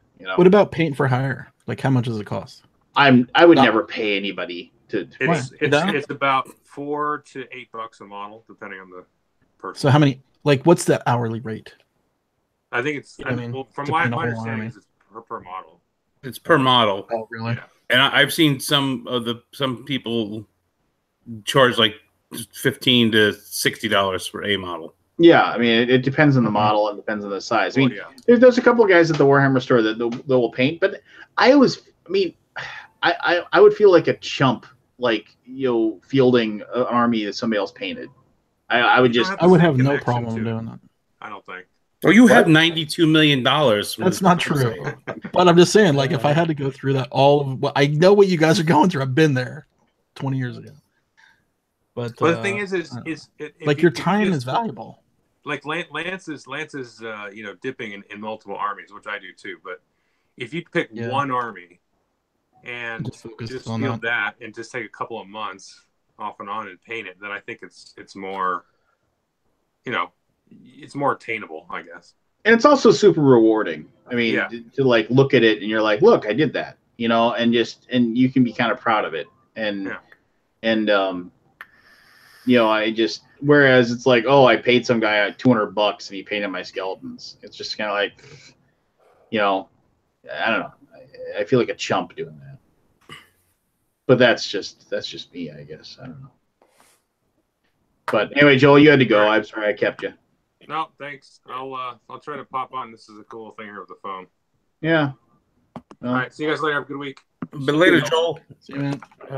So I was going to say, this is something actually, I would love to hear from somebody that would say this. Like, so, one of the things about that we're currently getting our next Kickstarter ready to roll for the end of April, and I do I do a lot of most of the writing for like the Kickstarter page, and like get in touch with people and make sure that we have conversations or whatever, and well,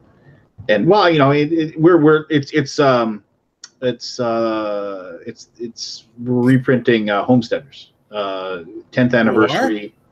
10th anniversary Homesteaders. It's gonna have a 5th player expansion, upgraded stuff. It's not a deluxe-fied game, which is like weird, because we had like we haven't done a Kickstarter for a non-deluxe-fied world, but it's going to be upgraded stuff, and basically the game that we're gonna release will be the same one that's going to hit the retail shelves. So anyway, we're excited about it, and never did play that game. It's really good. I mean, I have a copy sitting right here, Scott. If you want to come over. Oh, cool, man! I'll be right over. No mold. No mold. No mold. Well, because it was a second edition copy. So, but no. So one of the things is like I have to write like the script for like the video, like the Kickstarter video, and then after I write the script, then I go out and I go and I contact voice actors to like hey, read this, and then we usually get 2 or 3, and then we pick the one that we like the most, and we use that. What site do you use to get the voice actors? It doesn't matter anyway. So and then voiceactor.com. Yeah, voiceactor.com. Rabbit one. So anyway, but here's the deal. So like as I'm like listening, like literally listening to these people's like resumes basically, and so they're doing doing like listening to what they say, and they're always like it'll be like some commercial for like something, or like some like really important like company, or or it'll be like some like charitable organization, or all these things that have like this meaning or gravitas to them. And here's my in Homesteaders, you'll be bidding for. I'm just like, when I send them this stuff, like I'm always like worried about like, what a joke. What am I gonna What read? do you do? What do you do when a loved one is sick or injured? Yeah, exactly. And I'm your like, money's good. yeah. Read the telephone book if you paid me. I understand that, and I understand that like it's, but I always feel like a chump when I send them probably because their because I artistic wrote integrity. Well, no, I think it's probably because I wrote it, and I'm just like I'm pretty I don't know. Like when I send out a newsletter, when I'll send out a newsletter for TMG, and I do it fairly often. And when I send out newsletters, like I rewrite those like a dozen times because I'm just so like, oh my god, this is going to like thousands of people, and if it isn't perfect, I'm going to look like an idiot. And I don't know. I should just be able to say, whatever. Most people are just going to delete this when it shows up in their inbox. So, I should just let it go, and most people aren't going to care. But I don't know. That's one of the things that bugs me. I'm always kind of weirdly intimidated by that situation. It's a game about cowboys. No, for those of you who don't know, Homesteaders was one of the was one of the 2 launch titles for TMG back in 2009. The other one was Terra Prime, and it's designed by Alex Rockwell, and yeah, it's just like you. Where you would just pick something to bid on, or like so like there's 3 different types of buildings. And like depending upon like what's available or whatever, you will bid on the type of building that you want to create, and so that costs money or whatever. So not only do you have to bid for the right, but you also have to have the ability to create the building as well. So it will kind of limit your choices, but there might be a building that you really really want. The big thing is that you will be in situations where like there's 3 tracks to bid on and there's 4 of you, so it's like, oh well, one of you is just going to get nothing, because they're not going to get a building. But if you don't get anything, then you will like you get to go up this like secondary track, and that gives you rewards. And if you can get high enough up in the secondary track, those rewards can really really get good. And so like there's even like a whole strategy you can take of like basing on that secondary track and like working on that. So and so then you build up buildings, and like just like with a lot of euros, buildings will give you income, and then the income that you get will be in the form of like all these different types of resources, and the resources can be used for tons of different things. And then as the game progresses, the buildings become more complex, and it's just 10 rounds of like juggling all these resources and your money, and you have workers as well. You got to be able to hire workers and put them to work in your buildings and things like that. So it's actually like it was a really ingenious design, and I think it was a little bit ahead of its time. Wasn't it a longer game? It's 90 minutes. Yeah, it's about a 90. Alex Frog, right? Or what Alex Rockwell. Alex Rockwell, but his username's Alex Frog. I thought it was longer. I was going to say, does it really need a 5th player? But yeah. So I mean, it's like, and so we're gonna do funding for it, and then it'll come out in 2019 when we celebrate the 10-year anniversary, and we're like Terra Prime will also get a Kickstarter for a 10-year anniversary. Are you changing the rules for the game at all? For which? Homesteaders. I think we're refining them in a couple places, but I mean the only rules that'll change are there is going to be an expansion, like I said. So this will be Homesteaders version 2. It'll just be the 10-year anniversary edition. Oh, okay, cool. Because it'll be new entry on BGG. Theoretically, yeah, maybe. So.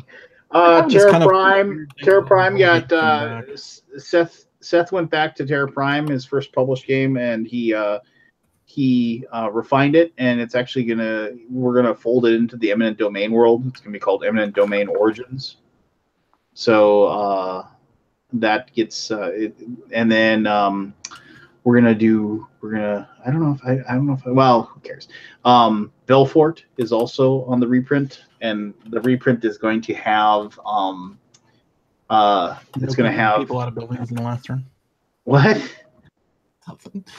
No, Belfort's going to have the expansion, like the 10-year anniversary edition is going to right now. Don't quote me; it could change, but it's going to have the expansion, like an expansion that is very difficult for people to get a hold of. I got one. Yeah, very few people have it actually. It had a pretty small print run, and it got snatched up pretty quickly. So that is going to, and also Jay and Sen have been working on some extra stuff for it. So and one of the big things is that we are recognizing the fact that people do own these games already, and there's going to be a very real market for people that like, hey, I already own this. I don't want to have to buy a whole brand new game just to get the extra stuff. So we're definitely gonna, have the options to get the extra stuff. But that's not coming to 2021 though, right? And it's at 10 years for Belfort. Yeah, we're gonna do it. We're doing the same thing.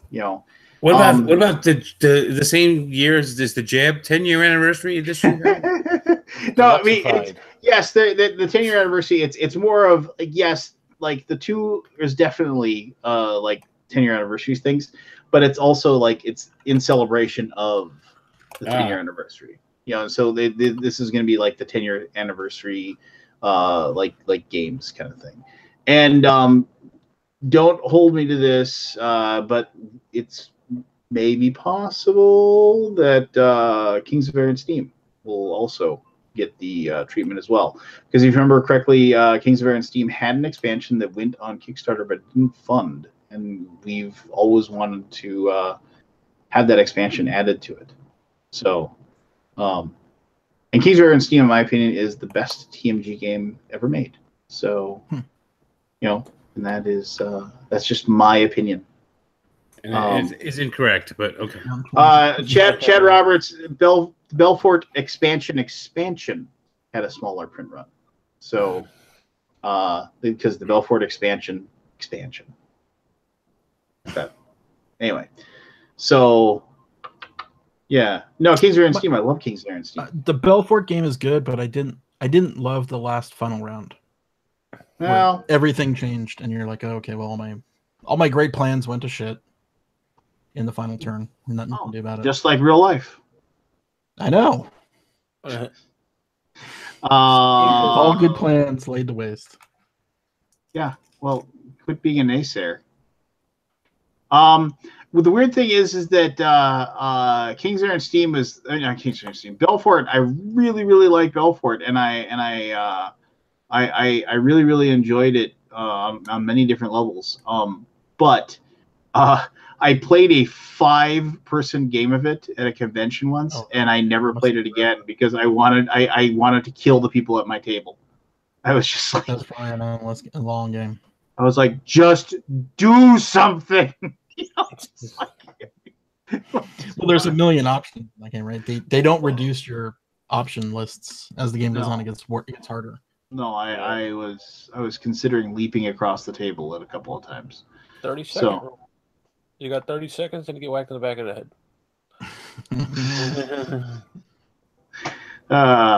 Nice.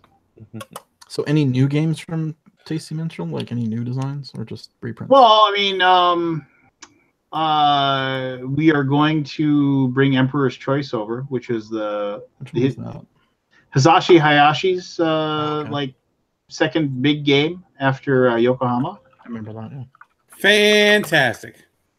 Yeah, it's a really good game. So we sold it in the store for a little while. I should have grabbed a copy. I don't think. So yeah, so I mean that's that. You can come over and play my copy, Scott. We'll play Homesteaders. We'll play Emperor's Choice. Yeah, we'll have like a great game day. That sounds good, like a good start. I'm trying to remember. I mean, we got so many. I mean, like right now, Pioneer Days, Citrus, and Bohemian Villages should be hitting stores really, really soon. Well. I mean, yes, like Citrus and Bohemian are reprints of DLP, but now they'll be widely available. Pioneer Days is was a game that in-house design, which is a really, really good game if you're looking for a Oregon Trail thing. It got released at Essen in a very small print run, and then we had some production problems which we had to fix, and so that's why it's taken so long. But yeah, you should see Pioneer Days hitting stores really, really soon. Both the Orleans and Yokohama reprints stores. Later this year, you should see Deluvia Project, which was a Spielworks game. They got a small print run, but we'll release that with color correction, I hope. Yes. I'm such a naysayer tonight. Yes, there will be definite color correction. I don't have my list in front of me, and I don't know what all I can share. But I mean, this is going to be a good year for us as far as like releases and things like that. So we're pretty excited about it. I mean, there's like Philip DeBerry's game Embark. It's set in the same universe as Harbor. That is really, really fun. I mean, I really like Philip's designs, and it doesn't hurt that he's a super awesome guy too. But yeah, Embark is so much fun. Just for a smaller. I mean, I realize I regaled against like the smaller, lighter game, but I mean, this was one that when I got it and I played it with Philip at Gen Con last year, I was just like, "Whoa, this is really cool!" And then I played it again. I was like, "This is still really cool." So I'm excited about that one. And trying to think of something else here. I don't know. We got a lot of things in the fire right now. So yeah. Is Michael coming to Gen Con again? Is he bailing with Michael, he might decide. Yeah, exactly. That's it. I mean, he just might show up. I'll say right now that like he's told me repeatedly he has no interest in going to any conventions this year. But that's what he told me last year too. And then he just showed up. And then I caught him in the middle of the hall at Essen and at Gen Con, played games with him. Yeah, so I certainly hope so, because when I see him, I always enjoy my time hanging out with Michael. So, and when I don't see him for a long time, I get sad. So I just he listens to the podcast, Lance. You're okay. You can stop. No, I tell that to Michael all the time. He doesn't crash the podcast. He doesn't crash the show anymore. It's Michael. Yeah. You coming to Origins, Barry? Gen Con? Origins? I don't think so. No. I don't know. Yeah, well, my mother-in-law ever got out, but wasn't she moving out? It's fucking August now or something like that. I just every time I talk to Jen, it gets worse and worse. We got somebody else moving in for a little bit soon, and is it that mistress you've been wanting to track down? Or? Well, yeah, but. Oh yeah. But now it's like July or August or something. But there's a lot of shit around here I want to do, and I just can't because she's here. With painting and all that. Like while we were talking, I was pricing out 6 tons of gravel. The way Barry has his camera, so it looks like that shelf's about to fall over on him. It's got a little bit of a little. No, your camera's cocked, not your shelf. It's artistic angle. They're strapped to the wall. They ain't going nowhere. I don't know. Like cons are tough on me physically anymore. With my legs getting worse with the sciatica and all that. So I don't know if I could walk around and do that anymore. If I did go, I'd have to be at a booth or something. Yeah. Yeah. But Yeah, I don't think so. If I did, it'd probably be unplugged. Or It's in PAX. December this year, right? Have they finally announced a date? It's the first weekend. In It's December? the week. You're the weekend before Thanksgiving. They're the weekend after Yeah, Thanksgiving. Right. Yeah, we'll see. I don't know though. I mean, you never know. But, you know, I might decide last minute to go to Origins, or I doubt I'll go to Gen Con, and I doubt I'll go to BGG Con. You missed the final. You're at the hotel. Yeah. No more glass cock for you, Lance. I already said it's gonna be a traveling sign, so you know. You better not get me in trouble. Hey, plausible deniability, right? All you need is a screwdriver. I saw nothing. I know nothing. I see nothing. Yes. Well, we're gonna have spring there still, so you can always come to that. You're still gonna have spring there? Why? Spring, BGG spring. Because you don't need as much room for BGG spring. We don't need the big giant hotel for that.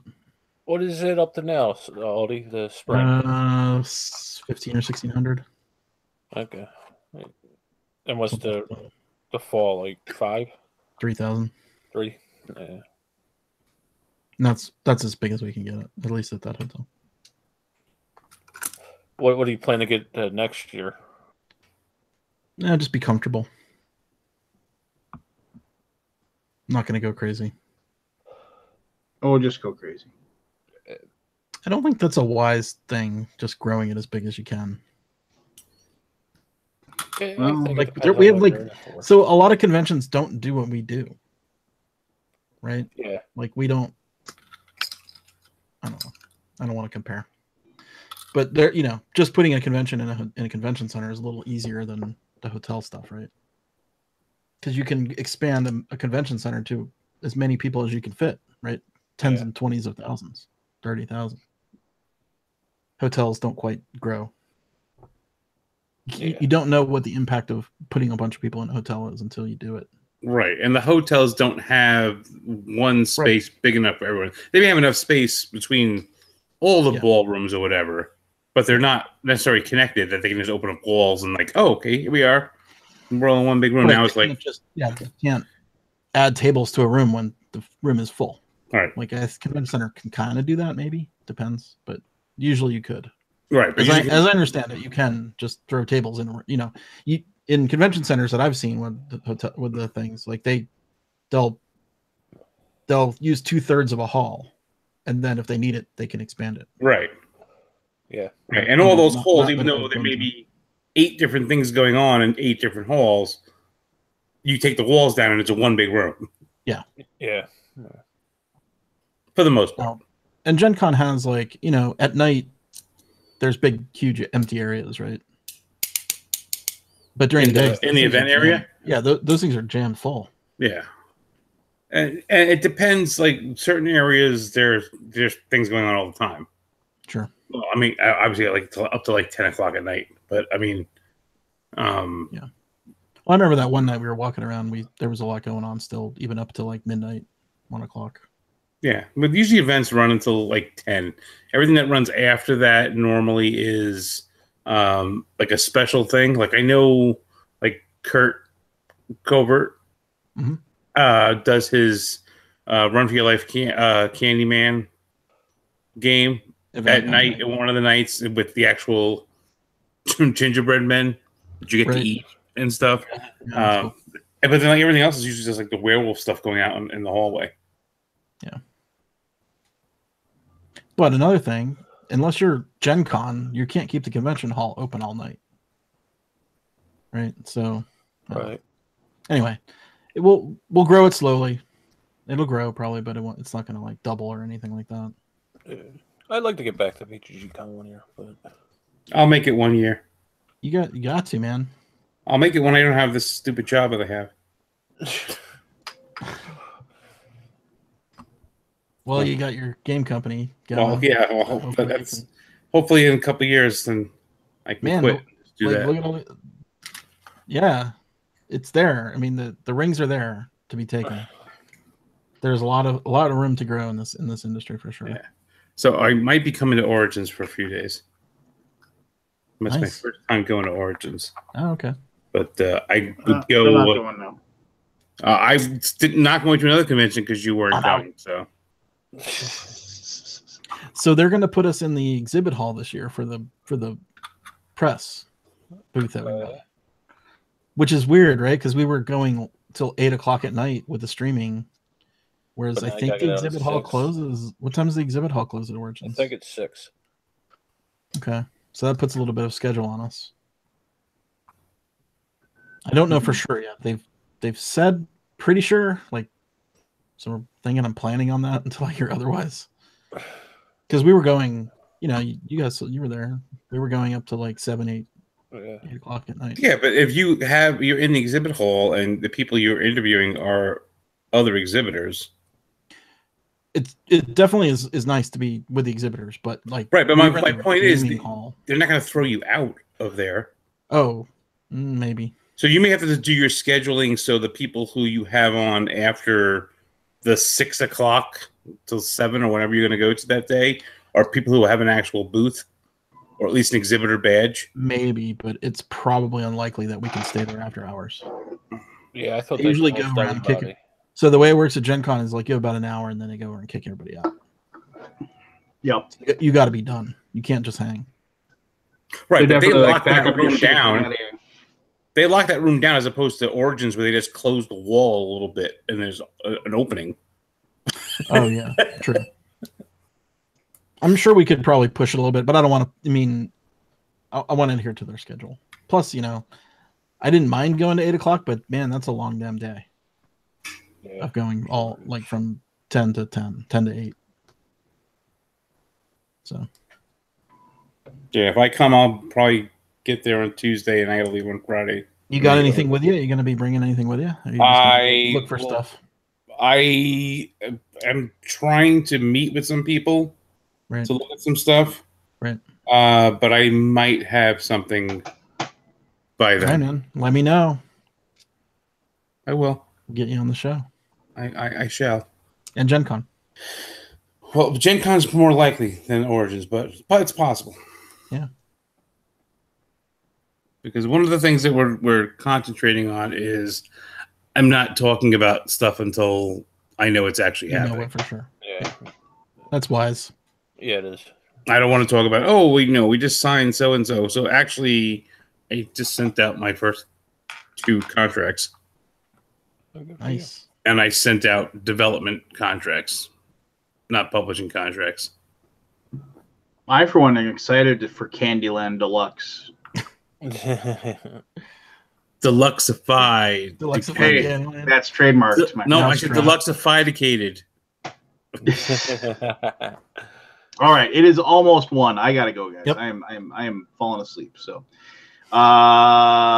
thank you everybody for hanging out. Anthony, to your question you asked in chat, not that I know of. And Okay. if you hang out for a little bit after I stop, I'll tell you why. Okay. So yeah, everybody. Thanks for watching, and hope you had a good time listening to us blather about nothing. And yeah. Anybody got left some final words? Word to your mother. Super. Good night. Good night. Bye.